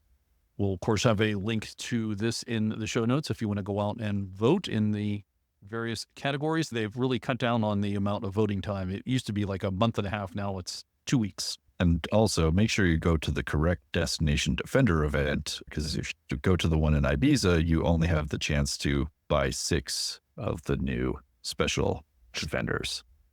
You will not hear who wins. Which you will not be able to 130s. bring home with you. Although, truth be told, we're recording this as Ibiza is happening. By the time our listeners hear this, the Ibiza Destination Defender event is complete. Our entire audience is now upset because they missed their chance to get one of these 6 special edition trucks. Well, except I think most of the audience that was at Mar, and they're probably just getting wet. They're still stuck on a trail. That's true. It's a few days after Mar, and they're still wet on the trail. They're stuck. Yeah, go out and check out the show notes and get a link to the Defender Service Awards and see who you might want to vote for in all those. They have different categories. Just to remind you of them, there's the Veteran Civil Service one, there's the Community Service Award, there's the Search and Rescue, there's Outdoor Accessibility and Education, Animal, Wildlife, and Marine Welfare, and then, of course, the past winners. There's that category also. So I guess our local mountain search and rescue organization from Pittsburgh would be in the second chance running. Absolutely, yes. Go out and vote for Allegheny Mountain Rescue. And that is the news for September 2024. And now joining us on the Center Steer podcast from Iowa is Joe Hesselman of the Lost Cause Ranch. Careful saying that quickly because I throw in the cost there. Maybe that's my last name too. Welcome, Joel. That would fit too. There's a lot of lost cost around here. Yeah. Well, welcome to the podcast. Thanks for coming on, Joe. Glad to be here. You have a fantastic YouTube channel. I admit I'm recently new to it, thanks to Harold for pointing me towards it. I only discovered it when we were at the North Star and people were talking about Joe from Lost Cause is coming. I'm like, who from where? And they filled me in, and I'm glad they did because it is a really cool channel. You do a lot of interesting stuff. You're a little out of the norm, I guess I would say, on some of the stuff. The first thing I want to ask you about, and you probably know, it sounds like you're a listener to the podcast, you have a Freelander, a functioning Freelander. I've had a functioning Freelander for 3 weeks now. Oh, record territory. And it's been the greatest 3 weeks of my life. See, thank you. Thank you, Joe. We'll ask you in another couple what you think. Another couple Freelanders or another couple weeks? Yes. Of course, I don't know that they made the 3-door, you can only get it in black, I think in yellow. I don't think there were any other colors. Were there? I've seen a silver. Oh, maybe there was a silver. I've seen a yellow and a silver. Okay. That's all I ran across in my searches. Friend of ours, Nick Danger in Connecticut, had a SE3. His was black. And Harold's dog got to ride in the back of it, and your wife did too. She got to drive. Yeah, the dog, which was blacker than black, in this black on black Freelander. Yes. So the dog's in the picture, but you can't see her. True story. True story. And I think that was the only time Nick ever took that back hatch off was at that Mar with your wife and the dog. My wife can convince people to do things. How'd you get into the Land Rover world? Joe, I take it you have the disease. Clearly, you have the disease. I've seen the videos. While watching your videos, I'm looking in the background for all the Land Rovers you have back there, not just the one you're working on. And if he thinks the Freelander experience is the best part of his life, clearly it's a terminal disease. I know. I've been looking for treatment and nothing seemed to work. Intervention. Yeah, intervention needed. I see. Work among Land Rover folks. I've gathered that. My Land Rover story probably starts a little bit different than a lot of people. I started a little car dealership when I was just out of high school. Mainly European stuff, BMW, Audis, Volkswagen, and stuff like that. This would have been 2010, 2011. I started going to the auctions and I would see these $500 Discovery 1s and Discovery 2s. So I was just buying them because they would be great cars to sell to people going into winter. Not understanding why they were so cheap. Yes, until I, at one point, had to figure out the labor involved in replacing front brake discs on a Discovery 1. It's not as easy as I would have thought elsewhere. So we started like that, and then they were just so quirky to drive and everything, and I just fell in love with them. In 2013, 2012, I think was the first time I started modifying them. Bought a Terra Firma lift kit from Justin over at Lucky 8. Built myself a front bumper. It was a red Discovery 2. Used that all winter. And then it's just been slowly progressing from there. And then in probably 2019, we went off the deep end, as I like to refer to it as. Between my brother and I, at one point, we had 24 of them in our little collection. Well, that's a good start. And before we get to that, were you like a car person growing up? Come from a car family. So grandpa sold cars. My dad sold cars. A lot of aunts or a lot of uncles in the car business, and just so grew up as a car person. So for you to, like, fresh out of high school, start buying and selling cars, it didn't bat any eyelashes. Oh, no, that was the norm. I was selling car parts and stuff all throughout high school. I started my little business in my parents' basement. So you grew up with cars. You were... Oh, yeah, You smelled of oil through all and the time. through. But no Land Rovers. There was no Land Rovers anywhere to be seen. And there's hardly anywhere to be seen, any of them to be seen in Iowa, period. You grew up in Iowa? Yep, grew up in Iowa. What part? I'm in Dubuque, which Okay. would be right the border of Iowa, Wisconsin, and Illinois. So on the eastern side, right along the Mississippi. I know where it is. Does Iowa have a Land Rover dealership? There's one 3 hours from me.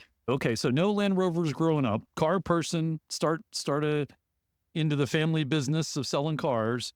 And then D1s get you in, D1s, D2s get you into the disease. And then I guess this starts your Land Rover interest. Did you off-road? Were you overlanding? Or is it just the quirkiness and the uniqueness of the Land Rover? So my side of it was a lot of the quirkiness. And then my brother, Ted, who is sometimes on the channel and he owned the business with me, he was deeper into the off-roading world. And he started with an LR3 and then built out a Discovery 2 on 35s with chromoly axles and the lockers and all that stuff to do all that.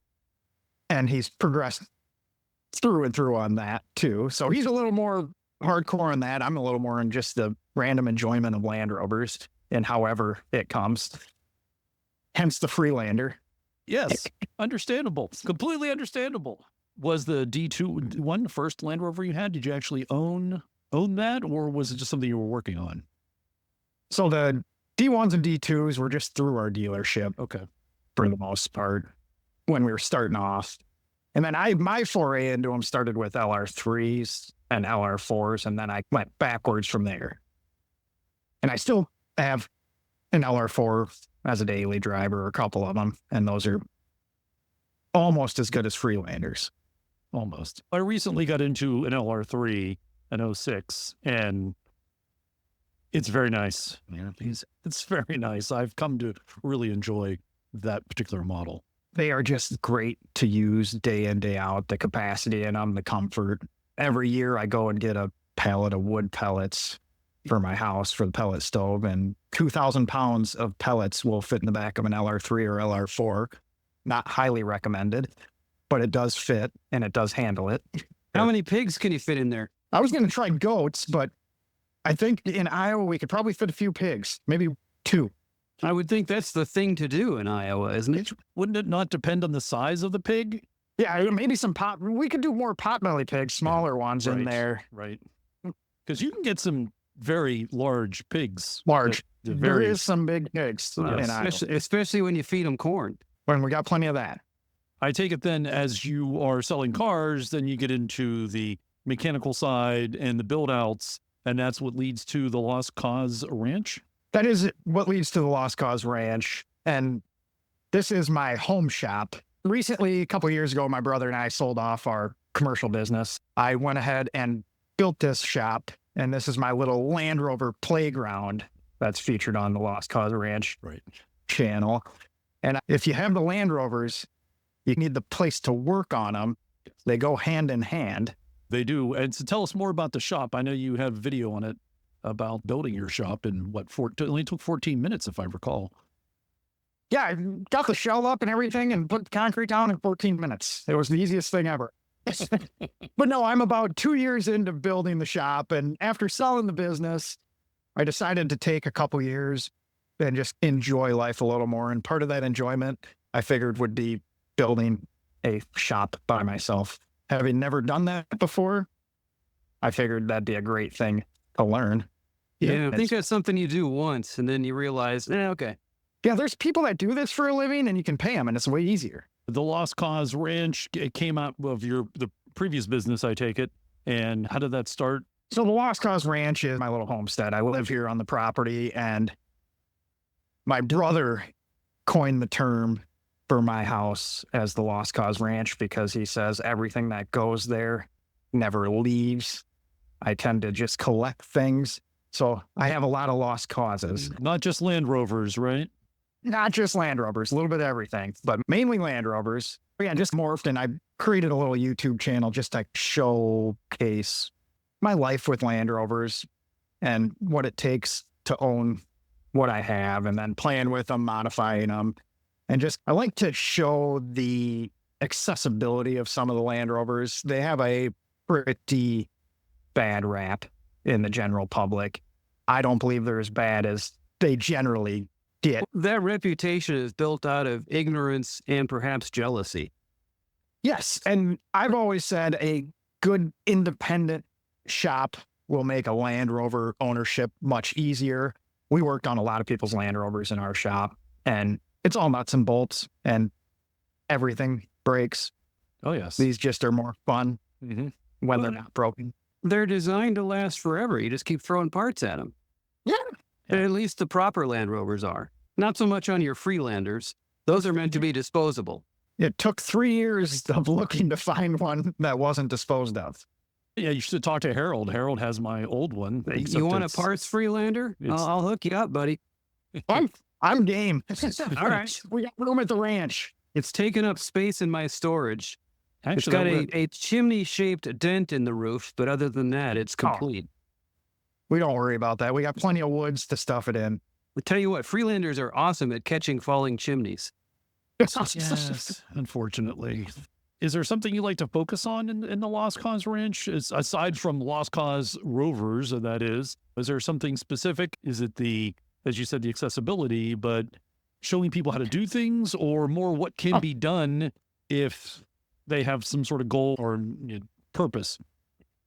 I'm more on like the build and repair side, on showing that end of it. Dabble in a little bit of using them out on the trails and on trips and whatnot. But the main parts is like my modifications, or I had a 40-some minute video on how to do timing chains in a 5-liter LR4, which is a common thing.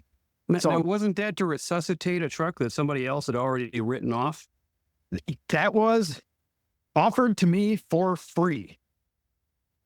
I just had to drive to Tennessee for it. So that was pretty much a written off truck. That was a 2011 LR4. Big estimate from the dealer. And they decided it just wasn't worth the $10,000 to $12,000 that the dealer wanted to do it. Yeah, if you're paying a dealer, it's not worth it. But for somebody who knows how to do it in his own shop, not so much. And then that's actually when I went up to the North Star Rally, I took the free one up there. So that was its maiden trip after resuscitated it. Did 1,000 miles that weekend. Hey, made it up, made it back. Made it What back. else do you need?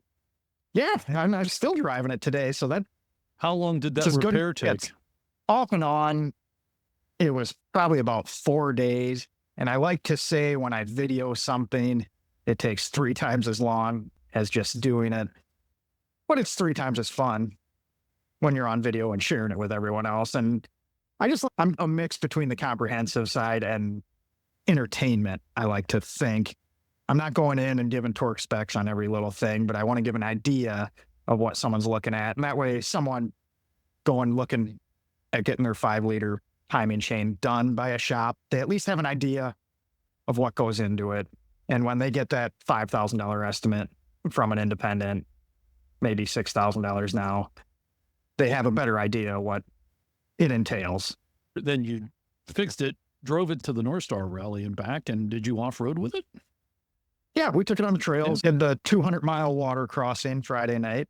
Oh, No, we took it on the trails on Saturday, had a blast with it. I never got too crazy with it because it's actually a nice vehicle and I didn't want to damage it too much. It didn't go down Money Talks then, huh? Definitely not. Yeah, just the name alone scares me on that one.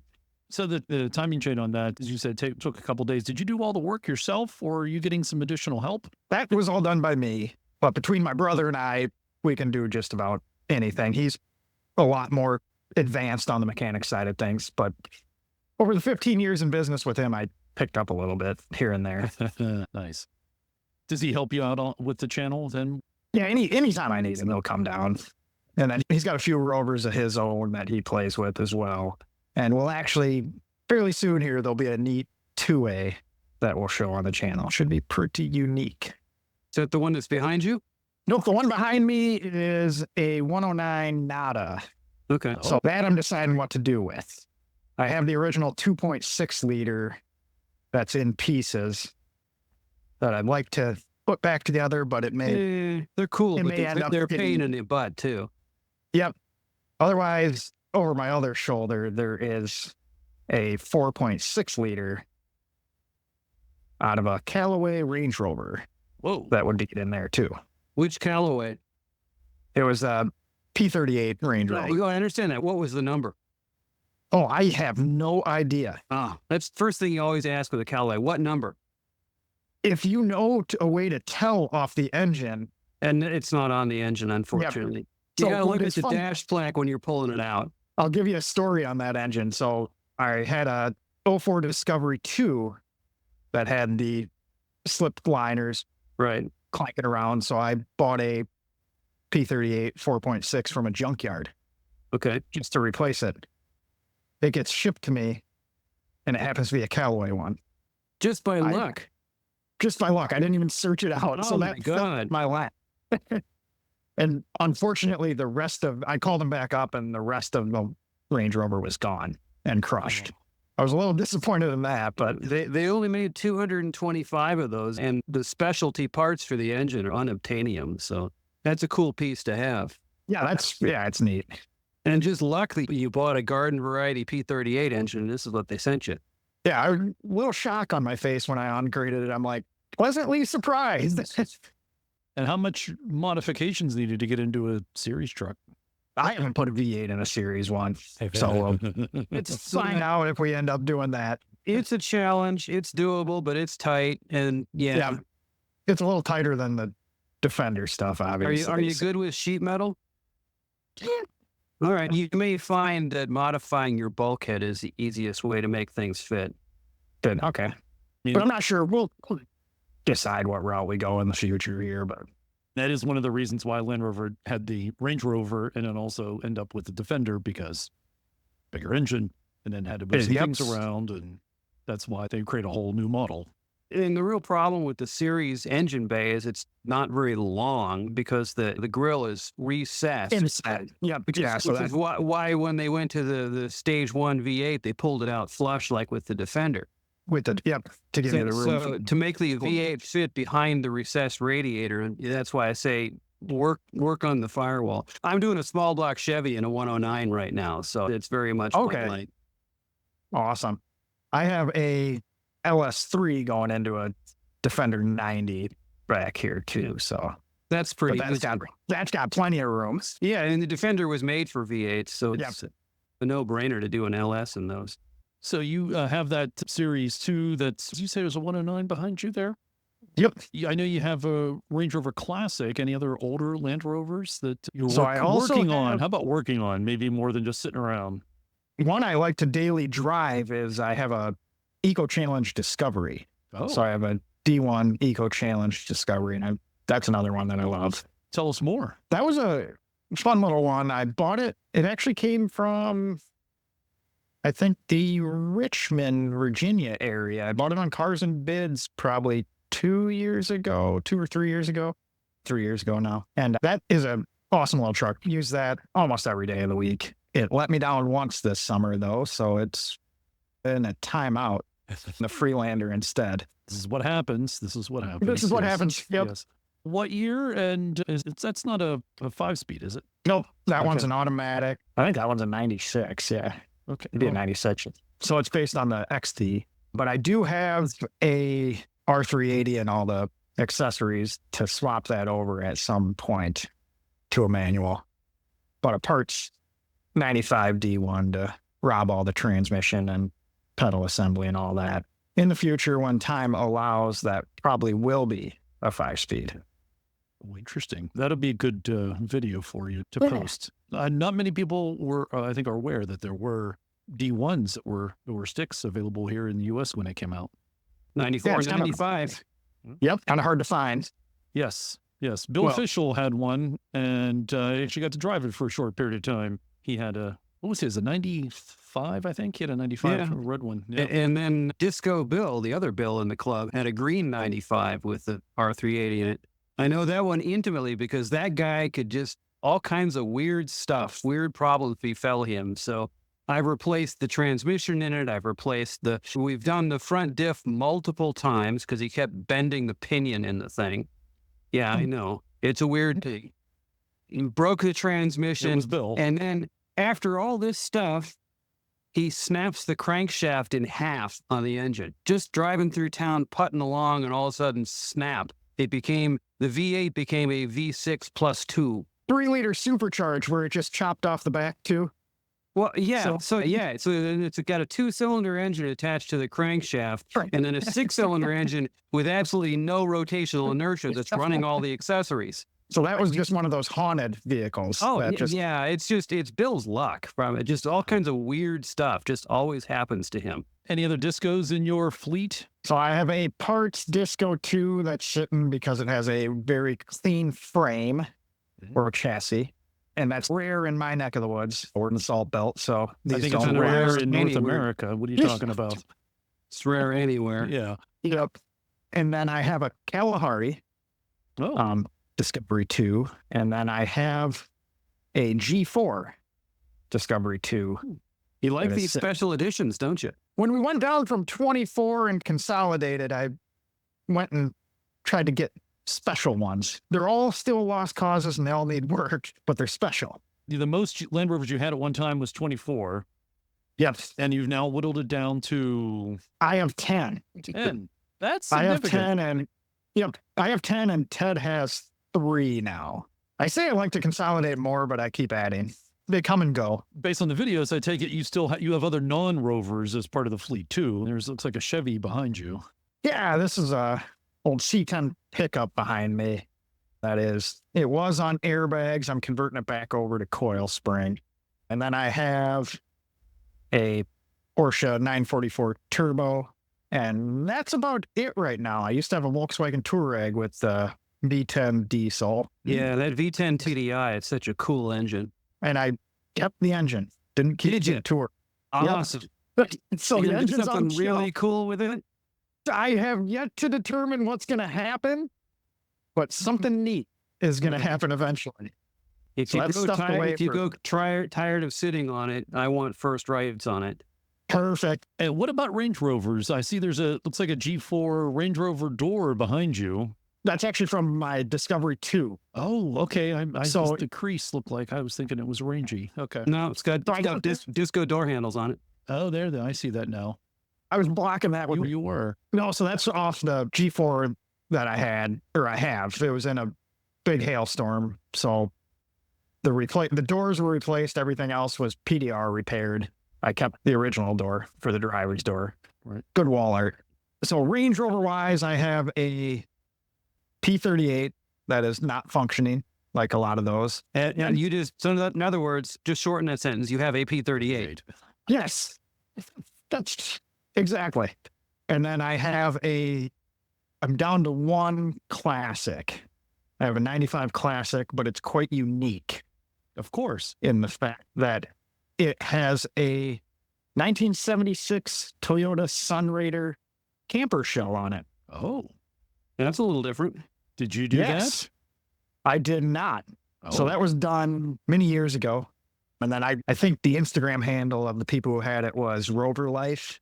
And they actually took it down to the country of Panama and lived in it down there. And then they came back up stateside and I acquired it. I think I saw that somewhere. I can't remember where, but it's pretty neat.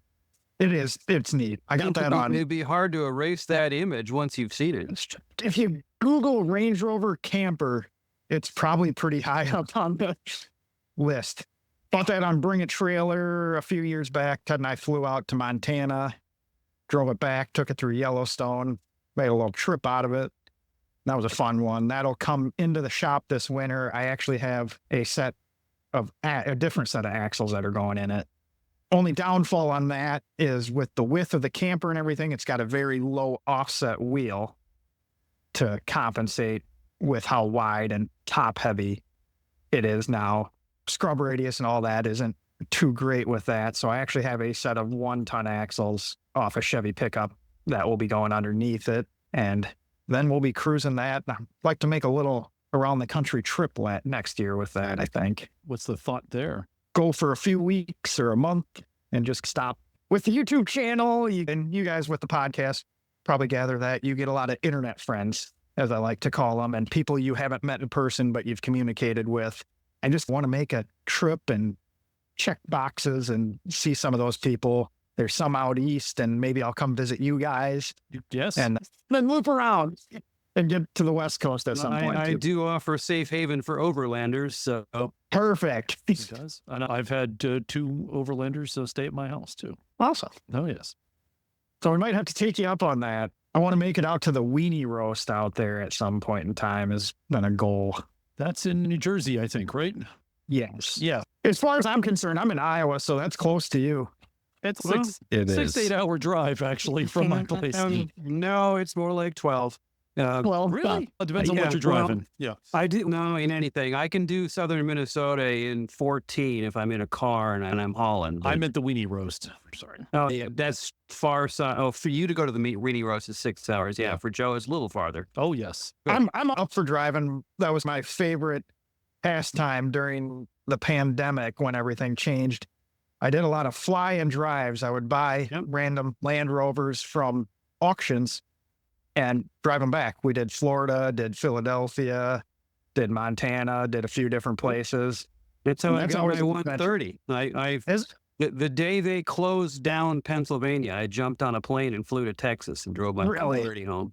That's awesome. And that was a weird time when you're hopping on a plane and there's 1 or 2 other people on it. I had 5 on the plane with me. That included the crew. Well, the crew is like leaving us alone, so I don't know how many there were of those. Yeah, rightfully so. Discos, Rangies, Freelander, series trucks, anything else? What about forward controls? None of those yet. That's a bucket list item too. Yes. You need to bulk up your Defender collection too. Yeah. Yeah. I only have 1 currently and it's in pieces. That's a good start. So you've not Yep. gotten the Defender disease? We've had a couple over the years. Nothing too crazy. I got some money and time sunk into this one, so I want to finish that out before I jump into it. And then I'd like to join Harold in the 130 club. Ooh. Is what thinks next for me after the LS3 Defender is put together. My 130 is going to join the 155 club before I'm done. That's Hey. not long enough. What Defenders have you owned then? I had a 110 200 TDI and then a 90 with the 2.5 diesel. And then 19J. Yep, 19J. That's an interesting thing. What But, makes that unique? No, it was just, it just wasn't a blazing thing by any means or anything. Gotcha. Obviously, I like the power aspect of stuff. I'm putting a 430 horsepower LS3 in the one, and then I've done LS swaps into Discoveries and whatnot too. And the Defenders, sounds like those were all imported rest of world? Yep, No rest of North world. American? Yep. Nope, none of those. Staying away from the North Americans? If the right one pops up sometime. Probably due to cost, I suspect. Yeah, it would eat into the ability to have more Rovers. That is true. That is true. Trying to picture a North American 90 being enough of a lost cause that you would be willing to take it on. That's the problem, is they just aren't there yet. The value has been too high that people actually take care of them. Some don't. There was a period of time when they were lost causes. Yeah, those days are gone. Yes. It was probably when I was buying the $500 Discoveries too. Probably, yes. Discoveries, yeah, I think it was around the time that the Discoveries were doing well. Yeah, I flashed onto Forward Controls because that seems like a perfect, unique, special Land Rover 3. I would love that one. One of those, and eventually a Series 1 would be nice too. Just an actual Series 1. pull it back. Yes. Did you get to see Oxford when it was traveling across the country? I did not. You didn't get the chance to drive it then, obviously. No. Yes. No. That's a great way to get yourself into the Series 1 experience. That one's very iconic for Series 1. That would have made me dive in quicker, I'm sure. Probably. It was a lot of fun. It's a different experience because there's absolutely no horsepower to it. Especially when it's not running well and you're trying to nurse it over the Appalachians. Yes. It's fun because you're driving 10/10ths just to go anywhere and you still have to be patient. That's getting out of the parking lot. So it's just a Getting out of the different parking lot. Yeah, it's just a different experience. It's just, and it's fun. That type of vehicle is fun too when you know that you are just in it for the experience. You're not in a hurry. You're going to let it happen to you versus make it do what you want it to do and everything. But yeah, being in a hurry isn't going to help. It isn't going to change a thing. Especially older Land Rovers, basically. You're on their time. I tell people, if you're going to own a vintage Land Rover, you're going to learn patience one way or another. That is true. That's one of the reasons why the LR3 is so nice, because you can, for the most part, jump in and go and know that you're going to be fine, get there, be able to return home. For the most part. I tell people that if you're going to own a Land Rover, own at least 2, better yet 3 or 4, and you're bound to have one that serves purpose. The more you have, the more likely that one of them will be usable on any given day. Yeah, yes. But the ideal number is 8. 1 for each day plus a spare. Plus a spare. I can get behind that. You're close, because you see, you have Freelander, Range Rover Classic, you have LR3, LR4, 2 LR4s. I don't know LR3 anymore. 2 LR4s. 2 LR4s. No Okay, so LR3. we're at 4. We're missing. Oh, you got the series truck. 2 series trucks. I have 1 series truck. My brother has 2. Okay. I have 10. We got P38, Discovery 2, LR4, Discovery 1, Range Rover Camper, Defender 90, and then the series truck. So you have 10, which means that today, 2 of them are usable, right? You're probably correct. Just doing the math in my head. I try to keep 4 on the road, and that's sometimes work. And we should say that's 10 Land Rovers, because you've got other non-Land Rovers too. Yeah, I dwindled down that. I said we just have 3 other vehicles that aren't Land Rovers. We're trying to stay. Eventually, it'll probably all be Land Rover. Is that the goal now? I don't know if it's necessarily It's a the goal. It's just the trending direction. What happened to the Mini? You had a Mini Cooper a couple years ago, I saw in the videos. We had a couple through the dealership, and then a classic one was a good buddy of mine, and that take care of his vehicle. So Gotcha. So that's probably what that was then. That's probably what that was. You know, that would have been in the background on one of those, more than likely. I've always wanted to take a classic Mini and put a modern Mini drivetrain in it. That would be neat. Yeah, if you could do like the 02 to 05. Yeah, the R53, the supercharged. Yeah. Yeah, with the 6-speed manual. Don't piss around with that stupid faux. Oh, the CVT. Oh, yeah. yeah. Yeah, it's a new. There's no joy there. Tell you, that 6-speed Getrag is a nice gearbox. And it Those works are- really well behind that supercharged 16. That supercharged is a good engine. And I enjoy those much more than the turbo ones lately. And I love the whine of the supercharger. It just makes me feel like I'm running a hotel vacuum cleaner.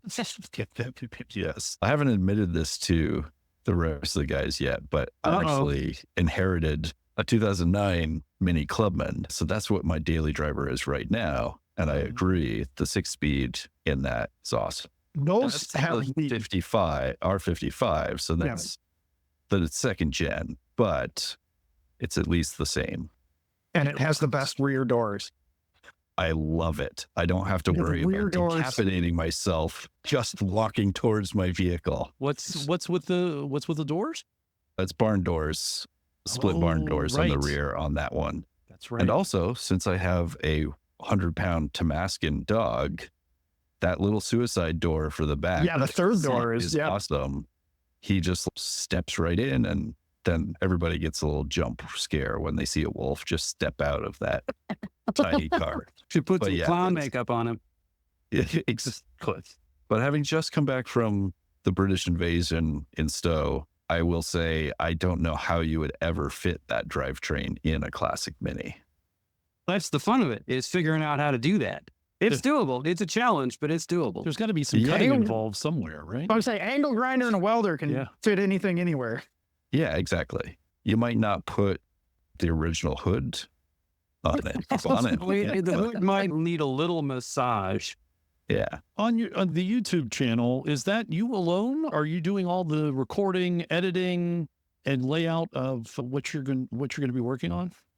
That is me solo That's- on that. So yeah, As a fellow, it's a challenge some days. yes, as a fellow content producer and creator, I can only imagine doing that all alone. That's a lot of work. That is a Well, lot that of work. certainly explains why it takes you twice as long to fix stuff than if you weren't filming it. Oh yeah. When you're moving camera around, trying to get the correct angle. What I've learned over the years is when not to turn the camera on and not have 70 hours of footage for a 15-minute video. That really is the big takeaway of my years of doing videos. And I do it just for entertainment. So it doesn't. Because you know how long it needs to be when it's done. So the more raw footage you make, the more you have to wade through to Wade find through. what you're going to use. Yeah, then you can get a knack of what's actually worth filming over time. And then I used to run multiple angles and multiple cameras, but I've gone down to just one camera, so I don't have to sync any footage or anything now. It's just single camera. I just move it around a lot.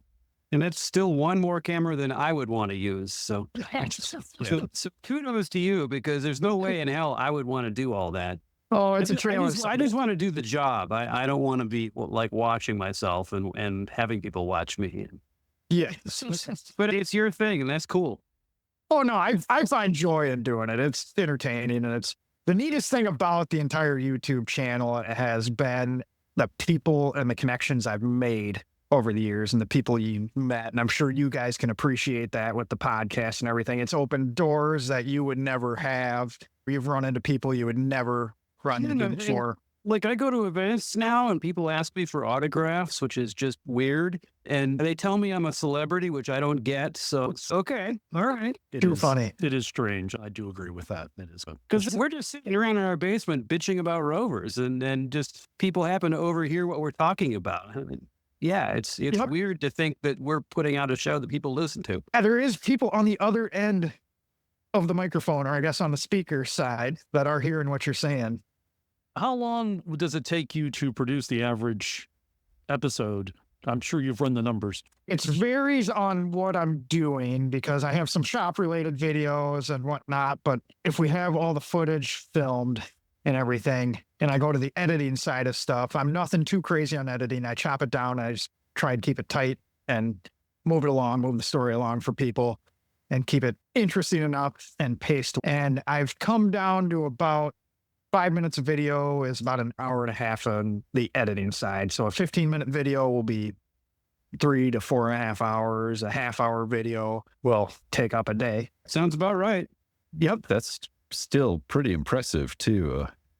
And clearly has taken years to get yourself to a point where it's that efficient. Yeah. That has been, and like I said, the big thing on that is when I went back to one camera, I probably took my editing into a third when I was trying to sync everything up. I used to have a couple GoPros around and trying to get different angles on people. Just wasn't worth the time. Not Hollywood. It's multiple cameras. And what's next? A live studio audience? Yeah, I'll have to get Steven Beres on and have him run the backside of it then. That's more his. You haven't gone to the drone route yet? No, I would probably damage something. I had a drone once and it met my tree, and that was the end of that. That's another skill. But you can get some really great video out of a drone. Yeah, no, some of the stuff that I've seen out there is fantastic on what people are doing. That's just above my skill level. What's coming up on the YouTube channel that people should look out for? Is there anything interesting happening that you're currently planning? Actually, in a couple days, I leave to head down to Asheville, North Carolina, and I'm meeting up with Justin from Lucky 8 and a couple other guys, and we are doing the Defender Trek event or Trek Defender event. That'll be on with John from MNLR, right? Yes. Yep, John and Jorge. So it'll be a fun little group down there. So we'll be down there. Certainly won't be quiet in that truck. Should be interesting by any means. What are you driving down? I haven't decided yet. That's up in the air. I'm going to save the Freelander's maiden voyage for hopefully Gar. Oh, so I actually make it to see the Freelander then. Think you can make it that Yes. far? That's a Well, long the trip reason- in a Freelander. It is. That's probably 2 windscreens and a timing belt. I'm hoping to do the timing belt before that. I think I'm going to do that after I get back from North Carolina. We'll just be down to windscreens. Just don't use the heated windscreen. I still contend that it was a heated windscreen would heat up and it would expand the glass, and then the opening wasn't enough and it popped. Which is interesting because on every other Rover with the heated windscreen, you turn the windscreen on and nothing happens. And it seems, It doesn't warm up enough to do Yes, anything. Exactly. Yep. Yes. Right. Or I have the 30 amp fuses I just like to replace in my LR4 because they like to just fry on that windscreen. The Defender or the Just- series truck, you just carry a small scraper with you and a towel. That's for the Novel inside. idea, right? That's for the Right. inside, It is- Harold. That's I for the I know, inside. exactly. That's what I'm saying. It's right there in front of you. You should just scrape and Yeah, one of the things you learn early on when you're in a series truck, especially in the colder months and colder climbs, is you need to have a squeegee with you for the inside. Because the fog, the frost is not working. It's not helping out. It's meaningless, and it's just easier to wipe it. And so especially reaching across the vehicle, you get your squeegee, done. I was using my towel in August driving to Minnesota and back in the rain. I can see that happening too. Yep. It's especially always fun in a series on the very cold days when you go and you clear one half from the inside, and then all of the breathing you've done has then iced over on the other half, You only need the one and you side. start over again. Yes. You do. But you grow up in the upper Midwest, you learn to use the porthole. Joe, you probably remember this. You Definitely. have that little hole going from the defroster going full blast, and you got to be slouched way down in the seat to see out of it. And then, so when it's Yeah, 30 when you're below, late. that's all you get.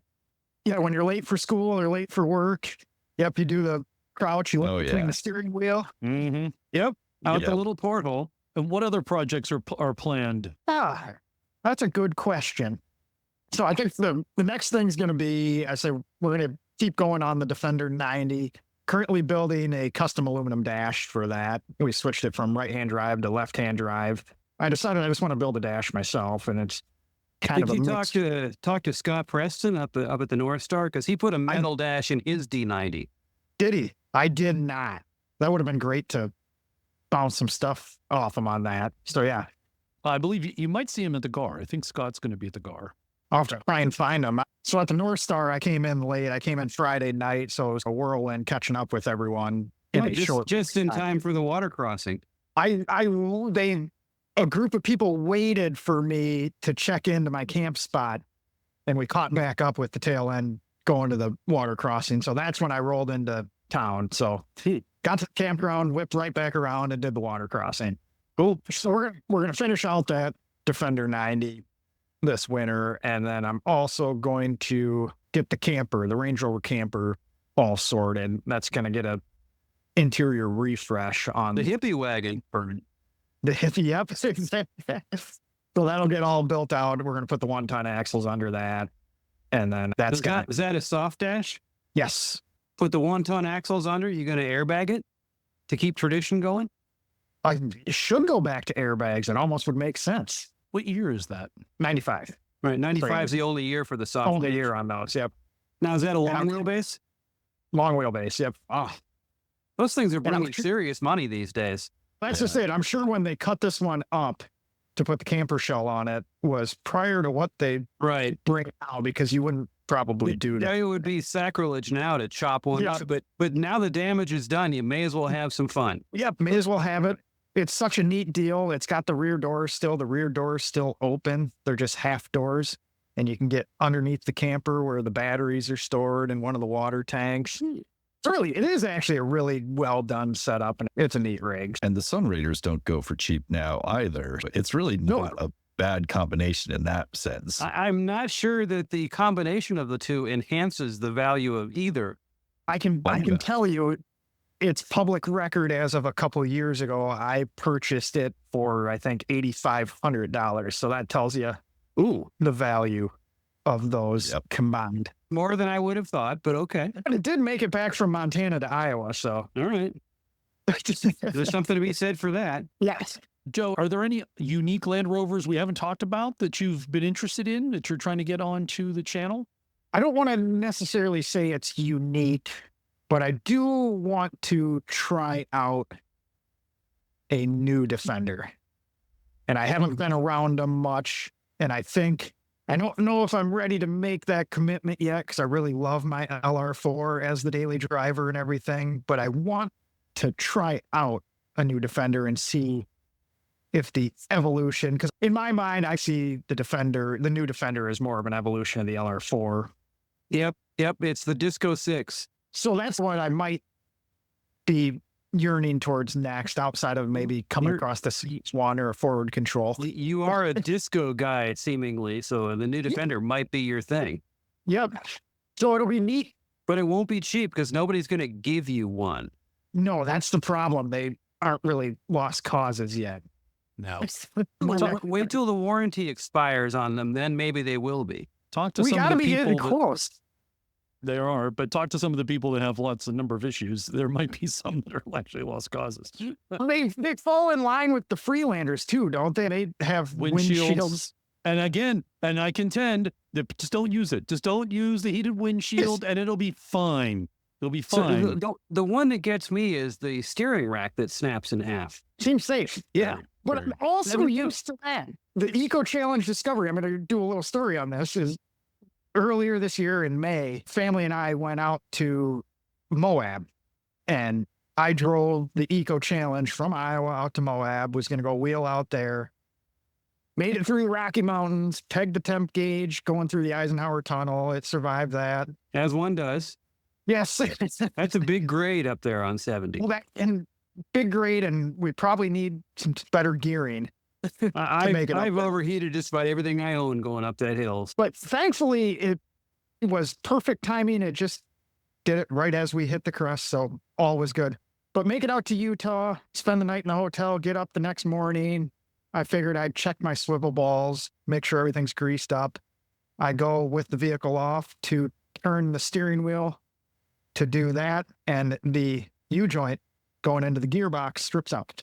Made it 1,200, 1,500 miles, whatever the trip is, driving 70 miles an hour, and it strips out in the parking lot, which I guess is about as good a thing that could happen. Because it would have been Coming down the grade on 70 would not be the time to have that strip on you.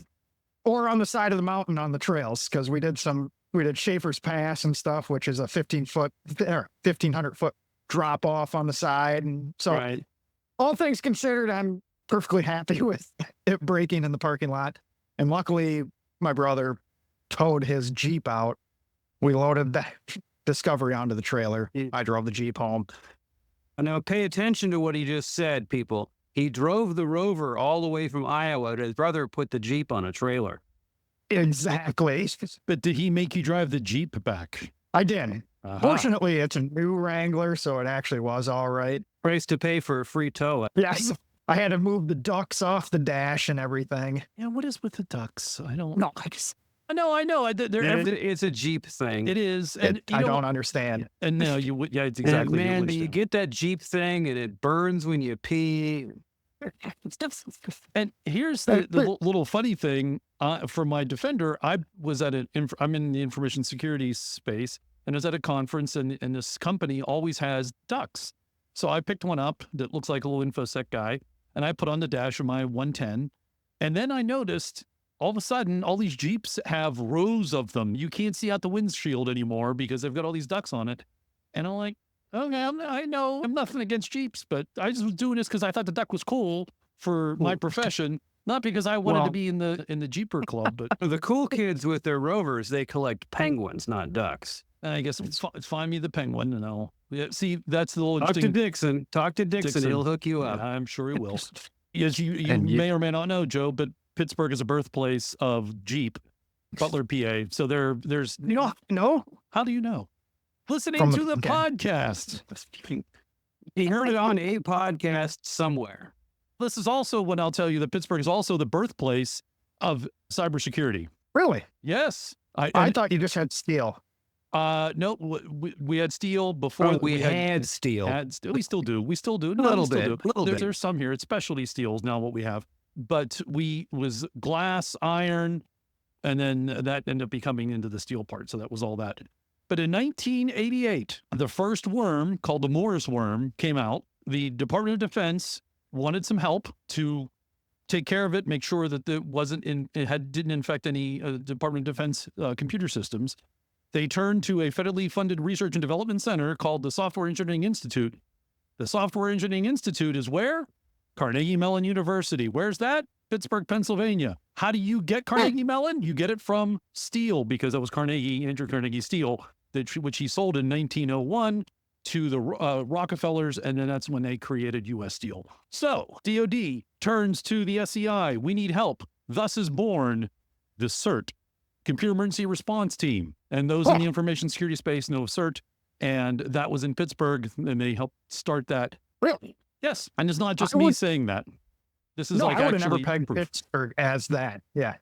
And it's all because of the industrial past, even though Andrew Carnegie was a terrible human being and treated all our ancestors poorly, in his giving back to his philanthropy, in having the libraries and all that. He also Translation, trying to buy his way into heaven after he retired. Yes. Yes. And he also, Carnegie Tech was the precursor to Carnegie Mellon University. That's all in Pittsburgh, and then it ends up becoming the Software Engineering Institute. So there you go. There's I tell this story to everybody I come in contact with, and they're probably tired of me saying it, but I'm trying to push this whole thing. I'm not pushing it. This is actual legit computer history. Pittsburgh, birthplace of cybersecurity. No, I would have never known that. Joe, thanks very much for coming on the podcast and talking about the Lost Cause Ranch. I got to slow that down so I say it correctly. But first is the Lost Cost Ranch. Lost Cost. That could be you can subsequent to YouTube channel, maybe a little second one, Lost Costs. I'm going to make a t-shirt and I'll send you one. The Lost Cost Ranch. Fair. It'll be a Freelander. Or just Lost Cause with the S's being dollar signs. That would work too. And then the C should be the census symbol. Cover all the things. Truthfully, the Lost Cost branch is probably just your annual tax return. Yes. Where can folks find you on the YouTube, and where else can they find you? Do you have any other accounts? Are you on Instagram perchance? I am occasionally on Instagram, and that's the Lost Cause Ranch. YouTube is Lost Cause Ranch. Type that in the search bar, you'll find me. I'm the guy with Land Rovers, and the channel is predominantly Land Rover based, along with building a shop to work on said Land Rovers, because they go hand in hand. And you have a website too, right? Yeah, the lostcauseranch.com. And we'll have links, of course, to all of that in the show notes for folks to track you down. Joe, really appreciate you coming on, and appreciate what you do for the Land Rover community. And I want to thank you for what you do. I appreciate you guys having me on, and I appreciate what you guys do for the Land Rover community. And what is it, 11, 12 years now? Harold's the official counter. We are between 11 and 12. We have gone to 11. Now we delve for the 12. Oh, for the 12. Nice, Harold. I had never heard that before. As long as I've been buying Land Rovers, you guys have been talking about them. Wow. But have you been listening to us for that long? No. Didn't think so. No one has. Yeah, yes. Yeah, don't listen to the early ones. You can probably avoid the first year. I can wholeheartedly agree with that. It's painful to go back. Isn't it? Isn't it? I think our Yes. first 5 years we were finding our groove, but tell you what, when we hit our 5-year anniversary and we had the 2-parter with Adam Bennett and Oxford, that was I think the big turning point for us. And if you want to go back to the archives, episode 60 and 61 is a good one if you want to learn about series ones. Yep, for I'll sure. have to. The Oxford story. We hit it at the right moment when he wanted to tell the story of getting and retrieving Oxford. Adam Bennett is an interesting guy. I call him the world's most confident man because once he found out where Oxford was, there was no way he was going to be denied. So that episode 60 and 61 is on my list for the road trip down to the Trek event. Excellent. There you go. And hopefully I'll see you there at the GAR. I'm planning to be there at the Yes. GAR, and it'd be nice to meet up with you. Yes. Joe, as you've noticed, it takes us 3 tries to wrap up, and this is now the 3rd try to wrap up. Thanks very much for coming on the podcast. Really do appreciate it. Appreciate you guys. We call that the Midwest goodbye around here. You never get to leave. So in Iowa, it's the same thing as Minnesota. Yep. We should get Yeah, going, exactly. I suppose. People in Vermont too. I'm not sure if it's just like a that kind of thing where you're like, I could go out into the weather or Oh, so it's a huddle around procrastination the woods a technique. little longer. Yes. We hope you enjoyed show number 138. Thanks again to Joe Hesselman of the Lost Cause Ranch. After you've done listening to the podcast, I encourage you to go out and check out the Lost Cause Ranch YouTube channel. He does really good work. And of course, he's fighting the good fight for the mighty Freelander. And also thanks to the One True Packs for his continued production support, and to the regular list lineup panelists, guest hosts. I don't know, I'm sure what to call all yins hanging around the virtual campfire here, but thanks to Harold, Morgan, and Dixon. As always, thanks, guys. Thanks. So glad to be one of Yin's. Yes. For those who don't know, yins is the plural you out of the Pittsburgh area. We post a new podcast at the end of every month. Our website, centersteer.com, has all our shows that you can listen to and show notes with links to the stories we discussed in today's podcast, including the Defender Service Awards and the NAS Defender directory. You can directly support the podcast at patreon.com/centersteer, and you can buy us a t-shirt, sticker, or even a tea/brown water. Visit our website for all those details. Thank you for listening. We'd love to hear from you and what you're up to in your Land Rover. On behalf of the entire North American crew here at the Center Steer podcast, I'd like to thank you for listening today. We know you have a choice when it comes to your podcasting content, and we do appreciate your choosing us. Please take a moment to look around you for any personal items you may be leaving behind, especially in the overhead bins. Remember, some items may have shifted during the show. Please watch your step as you make your way past all the pigs in the cornfield. And you may now resume your important things.